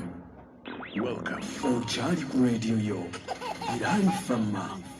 شكرا يا ربي شكرا هديت قلبي شكرا قلبي شكرا eddakiika 29 zise ku ssaawa 9 ogw'omusana gw'olunaku olwaleero ono kukyenda mu myaka tonyezeemu Fama Radio Bilal omukowoozeewo puroguramu gyetukyalimu puroguramu ya daawa wano wennyini musana gw'olunaku olwaleero tulina bakadde baffe Sheikh Kasule Umar Sulaiman ne Sheikh Kasule Maki Sulaiman ne bannaffe aba Ihsan Muslim Center biidhinillahi tabaraka wataala. Tulina nsonga ndala yonna lwaki tuli wano okujjako kuliisa myoyo gyaffe naddala ku musomo gw'okugaba emaali y'obusika n'olw'ensonga etukubiriza okumya ku Radio Bilal kino kigenda nno okutambulira ddala buli lwasande biidhinillahi tabaraka wataala. Kyabuvunaanyizibwa buli musiraamu yenna okumanya emaali y'obusika oba oli awo kijja kutuyambangako mu butasikangana nnyo mu kulwanagana ku maali yo Allah bayagigabadda biidhinillahi tabaraka wataala.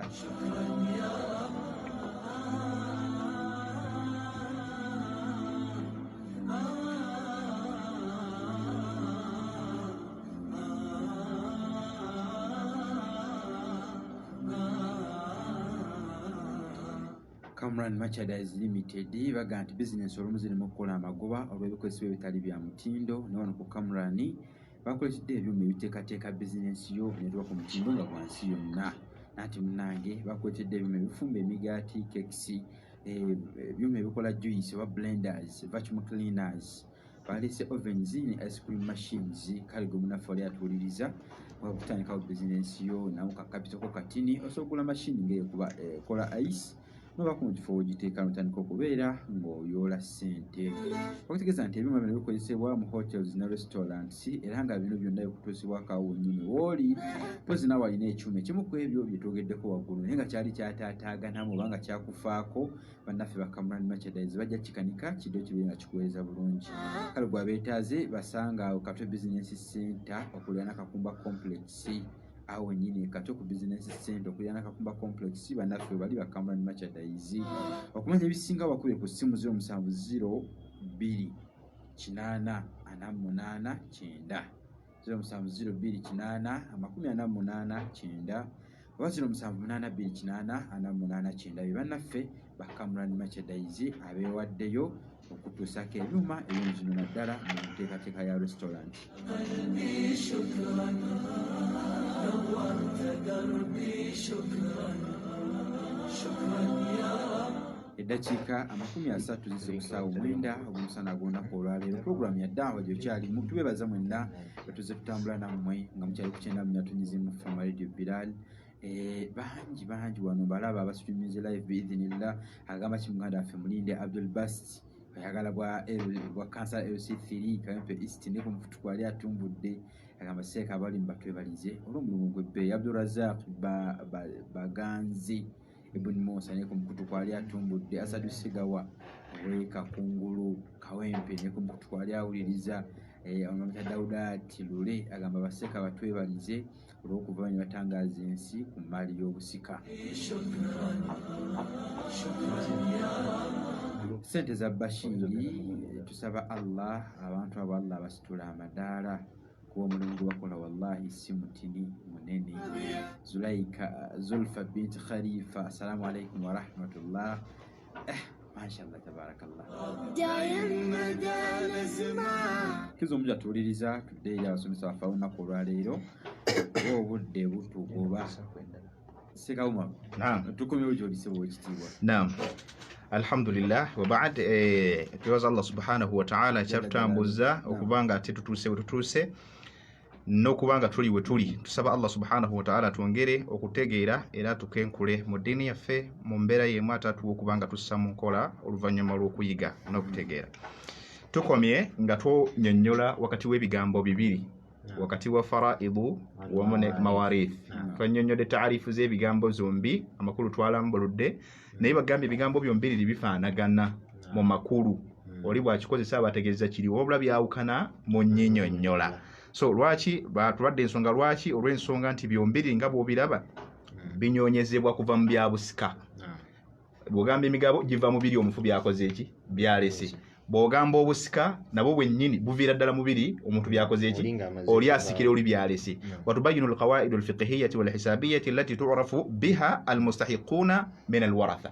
Nga tunnyonnyola ng'okuva okuyitira mu bigambo bino ebibiri mu irimu ekwatagana ku migabo n'obusika okumanya emigabo abantu gye bateekeddwa okufuna nga tuyita mu kubala ne tumanya baani abateekeddwa okubanga bafuna ne tubikwasa abantu abo abasanya okubanga babikola ki nga babifuna wa shuruuti istihqaqihim ng'ate tunuulidde obulombolombo ku bateekeddwa okubanga bafunira ebintu ebyo wasbabihi wa mawani'ihi n'ensonga lwaki wamu n'ensonga eziyinza okubaziyiza okukakasiza ddala nti teziriiwo wama yastahiku kullu warithin n'okumanya buli musika ki kyateekeddwa okufuna okusinzira Allah ngabanyaye ila akhiri dhalika min al-umuri mutaalliqati bil irthi wa tawzi'iha n'ensonga endala ezikwatagana n'erimu ekwatagana n'eki n'ebifa ku busika.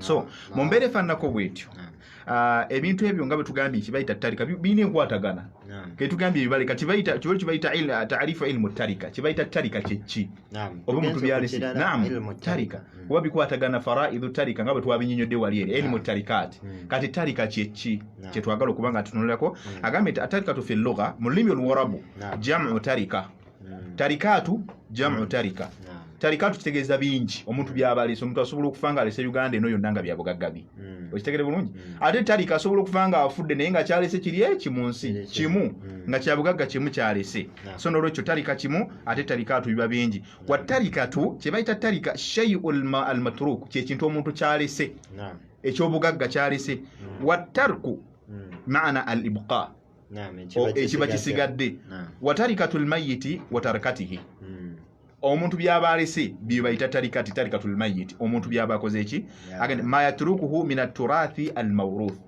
byebintu oba ebyobugagga byabalese abasika bibagenda okubanga bakola ki nga babitwala wa tarikatu istilahan ate bwe tugenda mu mateeka oba mu kunnyonnyola okulambulukufu okusinzira ku ilmu al-fara'id agambe nti mukhtalafun fi ta'rifiha abamanyi okusinzira ku reasoning gye balina n'okunoonyereza kwabwe yani jitihadihim bayawukana mu taarifu nga bwe twalabye sabiqan nga tulaba taarifu ilmu al-fara'id nti abamanyi batuwa ennyinnyonnyolo eyaki ey'enjawulo oba ey'enjawulo okusobola okuba nga ffenna tutegeeza naye tumaliriza nga ffenna tuli makulu gaki makulu gegamu nolwekyo fadhahaba aljamhur jamhur maanahu aktharu lulama abamanyi abasinga obungi bakitunyola batugamba nti la anna tarika bakinyola batugamba nti hiya kullu ma khalafahu almayyit min alamwal kyekintu omufu kyabalese kyonna mu byobugagga bye walhuquq n'ebivunaanwa bye sika byanjawulo responsibilities ze huquq kitegeeza ebintu byayinako rights omuntu mukunyinyula mu akatono nti bwagamba nti matarakahu almayyit min alamwal emaali gy'abaalisi buli kigwa mu maali tujja kutuuka ku lunaku lwe tujja okusoma ku kibayita emaali kyeki insha allah so agambye nti matarakahu almayyit min alamwal walhuquq by'abaalese mu byobugagga emaali yalayika nti esimu oba motoka oba ki abasinga gitegeeranga emaali walhuquq nebyalinako right kwegamba bwe tuba tusika tetusikira maali yokka tusikira wabula n'ebyo byalinako right example nja kuwa nti omuntu ayinza okuba nga mubadde mulina eggaali nze naawe mathalan Omar Sulaiman Kasule ne Omar Makiyu ne tubeera nga tulina eggaali nga ffenna twagigula ffenna oba kali yatuweebwa waliwo yagituwa naga nti Omar Kasule ne Omar Makiyu mbawadde eggaali eno yammwe mwembiriri ekyo abazadde bakikola abantu abazingu tukikola kakati omu naafa naye afudde nga alina olwedde abasika abo balina right ekozesa haqqi gy'obadde olina ku ggaali eri kibatega min alhuquq olina asikira nti kati obuvunaanyizibwa obw'eggaali buzize ku nze oli bw'abadde alina ku ggaali eyo kati nange mbulinako kubanga abadde omu ku bantu abadde balina right eyo ng'asobola ogikoza oba mmotoka oba kifo oba nnyumba oba ki byonna bibeera bisikiba kibagambye kibayita tarika omufu by'abaalese ma khalafahu almayyit omufu by'abaalese min agamanti matarakahu almayyit omufu by'abaalese min alamwal walhuquq athabitatu lahu mutlaqan ebikakasibwa nti right eyo yiye nga kiri jeno mu bintu byonna gwonna wabeera in right tekirinaako limit wabula ne bwe luba lugoye nti olugoye luno baalutwa naye baalutwa bameka babiri gundi alwambalamu nange ndwambalamu naye nanyini omu lwafa kuba balinako right oli abasikaabe basobola okuba nga batwala right ye so atarikatu hiya kullu ma khalafahu almayyit taarifu endalaga nti tarika omuntu omufu kyonna kyabaalese mu ebyo ebibugagga bye so wadhahaba alhanafiya bannaffe ku saidi ya imamu abu hanifa batuwa ila anna tarika batugamba nti omuntu byabaalese hiya ma yatrukuhu almayyitu min alamwali safiyan batugamba nti yeye emaali gy'abaalese emaali yeeyawulidde ekakasibwa nti emaali muzindaalo gaali biki n'ebisigadde an taalluqi haqqi ghayrihi min aynihi nga tekuliiko haqqi ya muntu mulala yenna kwegamba ono omufu waffe aba afudde ayinza obba ayina emaali naye ng'ate ayina gwagisheyalinga naye ng'alina gwagisheyalinga naye kati tusooka ne tugiseema kati twagala eno nti eno essimu yange nzekka kyekyo ye taarifu ya imam kusaidi ya imam abu hanifa naye nga taarifu jamhur batugambye ma tarakahu almayyit kullu ma lahu au ma alayhi haqqan nga buli kyonna kyabaalinako obuvunaanyizibwa oba right yokuba nga asobola okikozesa yusamma maalan eba maali oba byabugagga bye nolwekyo ebyo byebisikirwa jamhuri ulama tulabyeko ndaba bbiri yani taarifu ez'abalala zikwatagana taarifu jamhuri naye taarifu ya imamu abu hanifa oba oliawo ye abagamba nti ye maali gye tumanyi nti tabanjibwako tumanye tebenazima mu banja wabula eno kino kyekyo nnyini ate nga mu ndaba endala batuufu kubanga lwaki tetusobola kukwata kintu era kino taarifu etuzuukusa nti tetusobola kukwata bintu bya mufu byalese ne tugamba nti tubigabidde abasikaabe olwokuba tubisanze weebiri naye ate nga kuliko haqqi z'abantu abalala hatha la yakuuna maala lahu bano abasajja bagezi nnyo okwogera ekyo ekigambo waliyo era ensonga naam hatha huwa kuba ojja tunulira bintu bya shares abantu bakayaniramu nnyo kyekyo so tetusooka kugabanya wabula kyekintu amakulu mukyo mu taarifu ya imamu abu hanifa kyetujjamu nti emaali y'omufu yonna gy'abaalese tulina okugikiriyalinga okukakasa nti tewaliiwo haqqi ya muntu yonna eyingiramu naye wano abantu bakola ensobi omuntu bw'afa bw'ati kye bakola okimanyi basobola ne beegabira ebintu bye oba mwana oba ki wanonoka kino yajja kukyogera sijja kutya kukyogera omuntu akola ekyo aba mubbi ne bwoba mwana ng'obbye ebintu bya kitaawo ng'afudde kuba bangi babikola babyezza afudde olukutuka bw'ati oli abadde n'emmotoka oba balina ekyapa kye baagula ne kitaawe ng'amwesize asirika ne babeeraawo ne natandika okubba onakwakudde kino naye ate nga bibabba olwedde Allah yabibagabira bikola ki yabibagabira buli omu n'amulaga omugabo bwe bwateekeddwa okukola ki bwateekeddwa okuba nga afuna so mu mbeera eyo abantu ne babeera nga bwe batyo bamaliriza oluusi batemaganye bakoze ki naye kyetugenda okusembayo nakyo oba oliawo biidhinillahi taala ku taarifu eno yonna tubadde mu taarifu tuli ku foundation ekakasa ebyobusika oba etulaga ebyobusika biteekeddwa kutambula bitya naye nga mukyo tujjidde okunzikamu atugamba nti mawduu ilmu lfaraid bwe tuba tugenze omusomo omukulu ku irimu lfaraid eno bwe tugisoma musomo ki omukulu gwe tuba tugenderedde ekinyusi kyetwagala okutunulira agambye nti mawduu ilmu lfaraid ekigendererwa oba omusingi oba foundation oba omusomo omukulu ku kintu kino huwa tarikaatu byebintu omuntu byabalese bwe busika byebintu omuntu byabalese obyobugagga naga min haithu bayani qismatiha mu ngeri gyetugenda mukumanya engeri gyetugenda okubitematemamu ala alwarathati almustahiqina nga tubigabira eri abo abasika abakakasibwa okuba nti bebalina okukola ki okubifuna ala wifqa ma shara Allahu taala fi kitabihi alkarim nga Allah mu bwennyini bwe yabigaba okusinzira ku Qur'ani yaki eyekitiibwa wawaddahahu rasuluhu al-amin sallallahu alayhi wa sallama fi sunnatihi nabbi sallallahu alayhi wa sallama nasigala nga obuvunanyizibwa bwali gyali okulaba nti abitutuusaako mu hadithi z'enjawulo nga bwetukola ki bwe tuza tulisoma wa turuku lhisabiya n'amakubo ge tuyitamu okubibala allati tuusilu min khilaliha ila ma'rifati nasibi kulli warithi min atarikati wa muwarithihi min tarikati muwarithihi nga lyekkubo lyokka lye tuyitiramu okumanya buli muntu omugabo gwalina okufuna eri oyo gwateekeddwa okusikira mu byobugagga bye mu bufunze kyovalaba sunna ennyonnyola Qur'ani naam mu bufunze nti obusika bannange naddala obw'eddiini ey'obusiraamu bwe tubadde tusoma bo tukakasa nti buli mwana yenna kansooke ntwale ku basis ya muzadde omuzadde ng'olina abaana bo bonna babeera basika abo tewaliwo musika wa nkizo wabula abaana bo bonna babeera baki olwaki Allah kenyini yebayita abasika ate n'abagabira ki emaali eyo n'agibagabira abaana bo ekitegeeza tewaliwo kyanjawulo nnyo kugamba nti ono yateekeddwa okutwala ebyobusika bya maama oba byataata byonna abaana bonna basika ensonga ey'okubiri abantu bakitegeere nti kyebayita obusika mu ddiini y'obusiraamu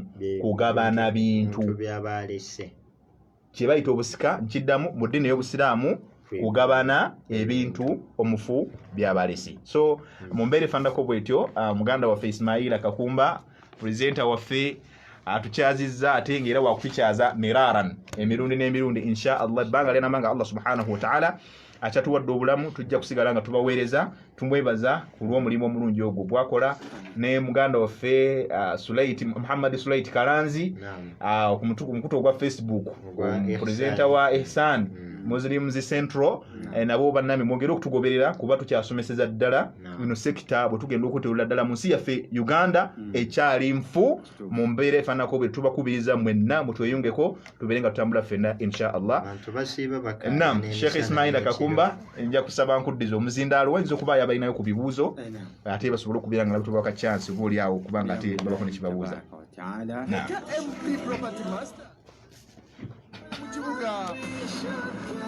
wanyina zingu yanguyiriza wenna otunula lisi kitegeera onoonya ki owaye noonya masuuka bandagiridde eno simanyi okkirira simanyi nooyita kayembe ate bw'osanga omuvule sibitegeera nedda mwannyinaze tosagasagana yenamba SD Beddings bano be bakuguka mu kutuusa kalonda yenna omuli blankets amasuuka amalungi ddala mosquito nets bed covers kw'ossa ne closets ku miwendo egya wansi ddala banirizo yasuubula nagula akamu akamu ebintu byabwe babijja mu mawanga omuli China, London, Dubai n'amalala mangi. Basangibwa ku Ham Shopping Grounds, Block A okulenda New Tax Park, room number 46A. Okumanya ebisingawo bakubire ku ssimu zino 0774-64-15 oba 0752-92-13-33 ne 0755-000-73. Aba SD Beddings kyekyokudibwamu kyo.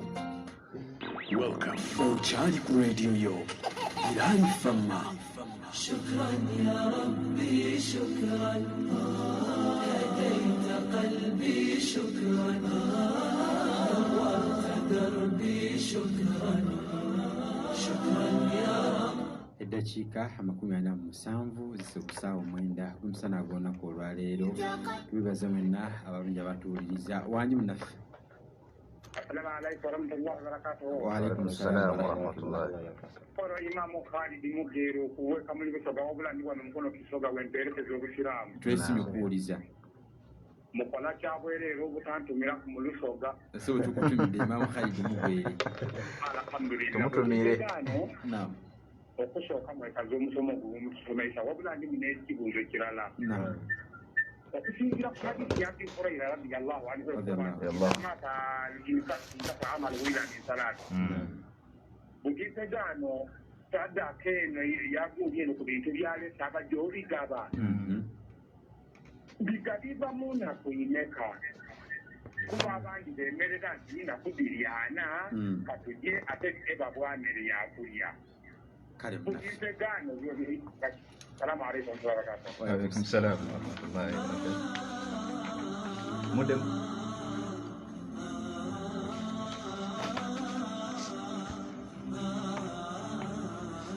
zero musanvu ttaano mwenda 058 naye kosobola okuyita muganda ffe Khalid Mugwere imaamu w'ejjinja naye sawuni yakyaddeko mukono waali agambye nti barakallahu fikum kibuuzo kituuse bulungi kubiza naawe mulungi atuulize ta ku 0759 oba 0392002493 naawe otuuse eddoboozi lyo biidhinillahi tabaraka wa taala. أنا بصلاتي أسلم وبالسعادة أنعم أفخر بأني مسلم شكرا يا رب. Muganda waffe Semanda Muhammad Hassan agandi Sheikh mwebale kutuweereza Sheikh bajja kutunyonyolamu ffe tulina muganda waffe taata yafa kati emyaka 9 ne muganda waffe gwe batulaga ng'omusika yaganda okutuwa emaali yafa agamba nti maali ye kuba yagisikira kyo kiramulwa kitya ekibuuzo kituuse bulungi muganda waffe Semanda Muhammad Hassan era insha Allah nkakasa Sheikh bagenda kuba nga batwanukula. شكرا يا رب شكرا يا ربي شكرا هديت قلبي شكرا نورت دربي شكرا شكرا يا رب. وانجم منافع. شيخ السلام عليكم ورحمة الله وبركاته. وعليكم السلام ورحمة الله وبركاته. Lekta Imamu Khalid Mugere mperekeza wano mukono kisoga. Aha. Kumasijidi yaitwale. Esibu. Wabula banzaala Kamuli ebusonga butwisegano mbeire n'ekibuuzo ekindi omufu gw'abaazibwa awerekera n'ebintu bisatu emaali abantu be n'emirimu gye bw'aba amaze ozigaza mirimu gye butimpegaana emaali eno bw'ebeize ebe ejja kugabwa ng'abantu be n'abalina emaali oba omufu asigala ng'alina omugabo gwe kubanga emaali ebeize mu bantu baabalamu esigala ng'omufu agirinako obuvunaanyizibwa oba bano abagisigairemu kalisibu. barakallahu fikum. Assalamu alaikum warahmatullahi wabarakatuh. Imamu Zaidi kwali aliwuliza inshallah. Akiddemu kekibuuzo. أكرمني بالإيمان واغفر لي يا منان دوما يا رب. njagala isimu emu ku 0759 oba 0392 002 4 3. Sheikh, naam, ebigambo biwulidde Ekigambo ekibuzo ekisembyeyo ekyo ekyokusatu mbadde njagala akiddemu bulungi. Ekibuzo abadde abuuza nti omuntu amaze okufa awerekeddwa emmaali ye ekomyewo, abaana bakomyewo, emmaali eyo mu kugigaba abantu ebiseera ebisinga batya okugigaba era nga bagamba nti nannyini mufu akyalina ku nsi akyawuzunga emmaali eba ekyalina obuvunaanyizibwa ku muntu oyo. Mashaallah. Nkitegedde sebo mbadde nsaba yanukulewo ku ebyo inshallah. Inshallah khairan. Naam, kakati okuddamu munaffe yasoose kantandike ne kino ekisembyeyo ekyokusatu muganda waffe Mugeri abuuziza ekimaamu we Kamuli atubuuziza ekibuuzo nti omuntu awerekebwa emmaali ye okugenda okumuziika awerekebwa ebintu bisatu naye mukyo atugambye mulimu emmaali. Emmaali eno bwedda bwekomezebwawo abamu bagamba nti tegabibwa olw'ensonga nti nannyiniyo akyalina ku nsi akola ki? Azunga. Owulidde? Kakati ekyo munnange kuba kwekwasa. Obusiraamu ebiseera ebisinga tulina kaida egamba nti annahiya ati biddalili. Omuntu yenna buli lwagaana ekyo ekiba kiragiddwa okuba nga kikolebwa naddala nga kiriko obujulizi naawe oleeta defiance eyo ejja na buki? Na bujulizi. Kakati buli kintu kyonna ekitaliiko bujulizi tujja kusaba nti munnange biba bigambo by'abantu ekyo tekiriiko. Emmaali eno mu butuufu nsomye ebintu bino okutuuka wentuuse sinnaba kufunawo kugamba nti ebintu birina ebbanga bweriti mwe biteekeddwa okugabibwa. Terina kusukka, tulina kutandika bwe tuti wabula ekikulu kasita tugoberera nidhaamu egobererwa ey'ebintu ebisatu nga bwe tujja obitematema insha Allah mu bufunze biri ebintu bisatu kibayita biri ebintu bitaano kibayita mu'natu tajihiz lil mayyit. Omufu aba afudde tumuteekateeka nga bitumuteekateeka byonna byonna biva mu maali ye singa abayina ebyobugagga bye. Ensonga ey'okubiri tuteekeddwa okubanga mu maali ye tujjamu kye bayita huququl mutaallaqu bi'ayni tarika, ebintu by'abaalese mu bamu ebintu bitali bibye singa tubisosolamu ne tubijjamu mu maali ye ne tubeerawo kye bayita huququl mursala. Ekyokusatu huququl mursala zirimu emirundi ebiri, mulimu haqqullahi wa haqqul adami, mulimu ebivunaanwa bya Allah nga zaka. Omuntu abadde afudde ng'awa zaka naye agenza okufa nga abadde alina okugiwa wiiki ewedde naafa olwaleero tuddamu ne tubala ne tujjamu zaka eyo ne tugikola ki? Ne tugiwaayo. Oba hijja ng'abadde muntu alina ssente naye nga hijja abadde tagikola nga yekuluntaliza obwato yeeziribanze okakata ng'afudde nga takoze hijja, sente tuzijjamu mu maali ye ne bamukolera ki? Ne bamukolera hijja. Ne tubeera ne bayita haqqu al adami. Kye bayita haqqu al adami bye bivunaanwa by'omuntu min dayni al adami naddayn fi dhimmati al mayyit, amabanja g'omuntu gakubanja byonna tulina okubijja mu maali yo. Kati ebintu ebyo bisatu ebisookera ddala bye bikulu. Ekisembayo ekyokuna kye bayita al wasaaya, ebintu by'aba yagaba byeyalaama byeyasuubiza, si kulama, byeyasuubiza abantu naye nga si basikaabe. Byeyasuubiza nti gundi yamusuubizayo omutwalo, gundi yali yafudde ne yansuubiza bwe kiti, gundi oba bwe kiti mu mbeera efaanako bwetyo, oba thuluthu maalihi nga bwe kyali ku Saad ibn Abi Waqaas n'abanga yakikola ki? Yakisuubiza abantu. Olwo ebintu ebyo ebina ekisembayo kye bayita al irith, okumusikira, okugabanya emmaali olwo tukigabira abantu nga bino byonna ebina bikoze eki? Bivuddemu. So mu mbeera efaanako bwetyo kyekyo kibuzi bwennyini okugiddamu ki? Obwanje munaffe.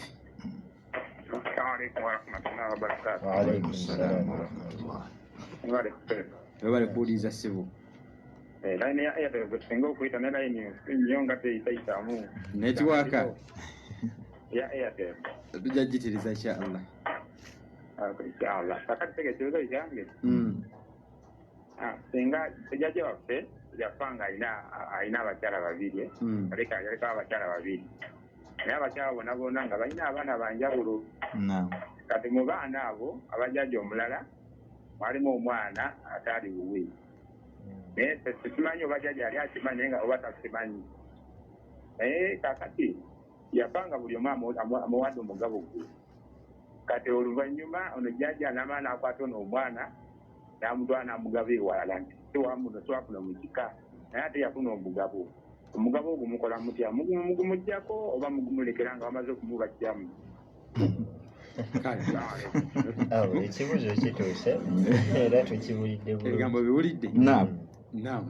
Sheikh okinako kyokyogerako? Kakati tujja kwongera insha Allah tutangaalimu musomo ogwo muwanvu.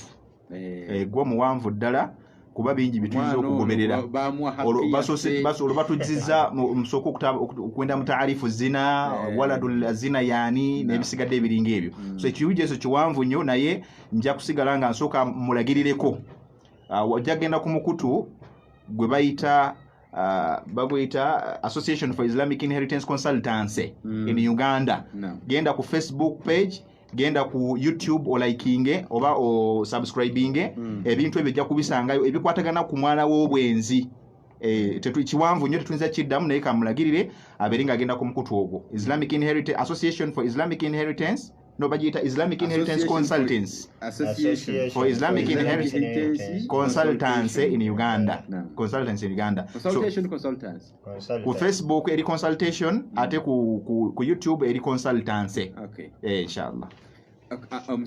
Omwami oli yagambye nti baba kwano kubawe mali yabo ono yajezza kati kyetubadde twogerako wano yensonga lwaki twogera ekibuuzo kibadde kyakubiri munnaffe abuuziza ayitibwa Semanda agambye nti taata waabwe oba mukadde waabwe yafa n'abalekera ebyobugagga naye gwe baalondanga omusika ebyobugagga yabyezza n'agamba nti ye yabisikola ki yabisikira ensonga eyo teri ku oyo yekka wabula ensonga yeetoolodde eggwanga lya Uganda lino lyonna mu mbeera y'okuluŋŋamya bannaffe katubategeeze ensonga lwaki tukwenye nnyo ku ky'obusika tunnyonnyodde kye bayita obusika tugambye obusika kwe kugabana ebyobugagga omufu by'abaleese nga tunulira obulombolombo n'ensonga ezisembeza omuntu oyo n'ensonga eziyinza okuziyiza omuntu nga teziriiwo tubitunuulidde ng'ate tukozesa alkitaabu wa sunna wa ijma'il umma nga tukozesa Qur'ani wamu n'okwegatta kw'abamanyi wamu ne sunna z'omubaka Muhammad sallallahu alaihi wasallam so obusika tebusobola kubeera ku muntu omu ekyo kya mujahiriya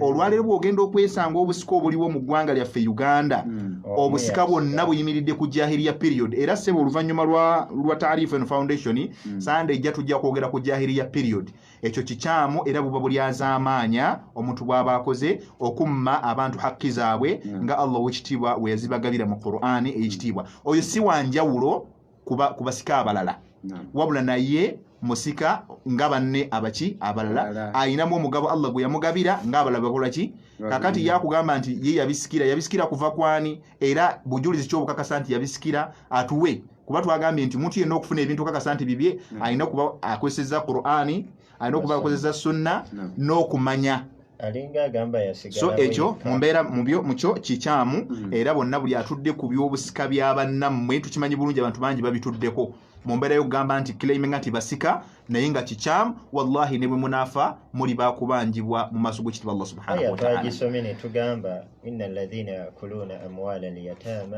dhulman innama yakuluna fi butunihim naara kitegeeza nti omuntu yenna oyo aba alidde emaali eyo ng'agidde mu mbeera eyo omme abantu hakki yaabwe manya nti emaali gy'olya oteeka mu lubuto lwo muliro obudde bwetuliridde owajjokolera wasigaddeyo wasigaddeyo ekibuuzo bbiri tugende mu swalatul asri adhan nsaba okkiriza insha Allah mbadde nsaba nkamalirize ono eyabuziza ekibuuzo munnaffe imaamu Mugeeri yagambye nti abaffe ennaku zo nendinganga era yakizzeemu ennaku zo kumala nnaku meka okugaba ebintu byaki ebintu by'omufu nakididdemu wali bwe nanyonyodde alhuququ lhamsa almutaallaqu bitarika nti ebintu ebitaano ebikolebwa omufu oluvannyuma lw'okuvaawo kwe so ennaku tewaliwo nnaku ziri specific nti zibateekeddwa okugabirwamu ebintu by'omuntu wabula kasita tukakasa nti byonna ebivunaanwa mu maali eyo bijjiddwamu newankubadde tubiggyemu lwaleero tusobola okugigaba tekiinaawo mu buzibu bwonna naam kale mukutu gwa kyenda munyatunyizi mu fama radio Bilal omukoze obwe tutyo tujja okutambulanga olunaku lwa Sande gwa kusaa 8 ogw'emisana okutuuka ku ssaawa 10 ez'akawungeezi n'omusomo gwaffe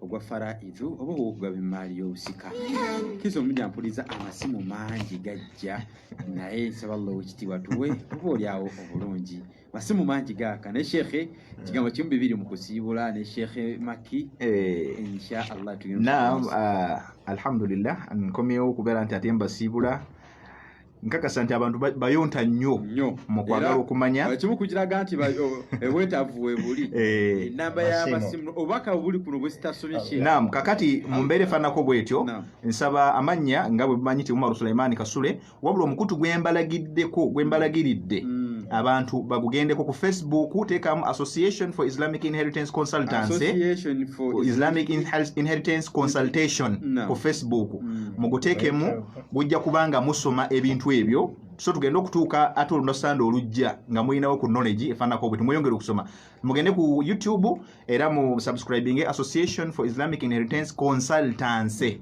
ku YouTube mulaikinge ate mbere nga mu subscribing mujja kubanga ate mwana watu mweyongere okumanya bingi insha Allah.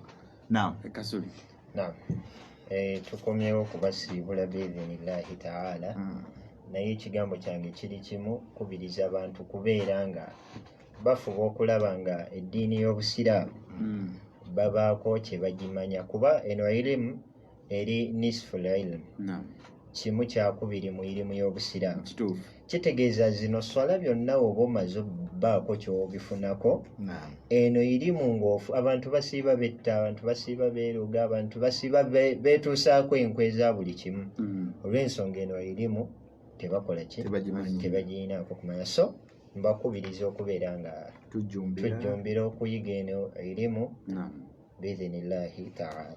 Muganda waffe Ismail Abdurrahman Kasula kutumidde alhamdulillah twabaddeko ngawuliriza aga nti abagirira tusaballo ekitiibwa abasimbi Allahumma amina ya rabbi. Kale program bwetu bwe badde olunaku olwaleero biidhinillahi tabaraka wataala kkiriza tukomaawo ate era program yaffe ya daawa olw'Sande insha Allah tujja kuba n'abasomesa bano bennyini nga bagezaako okututemera emaali y'obusika naye nga ye Kasula Ismail aga nti mwebale Shadia Sania Zamiru Zawad ega nti ya rabbi ntuuse leetimu naye nga nsubiddwa Amina Khalim Doha Allah wa Rusimbi Musa Sheikh Said Abdallah Akira Muhammad Kafero Hamza Bukhari Shadia Ki bonna babaddeko nga bawuliriza baga nti abalimu abo tusaballo ekitiibwa basiima ebibuuzo ebisigadde mu ddiiro bingi naye ngenda bisa ku lupapula abali mutujja byetegereza insha Allah ate oba oli awo tubitandikireko olunaku olujja bi aunillahi tabaraka wataala mbadde Ismail Akakumba Kyobe. Assalamu alaikum. Adhan wano ku Radio Bilal ekutuusibwako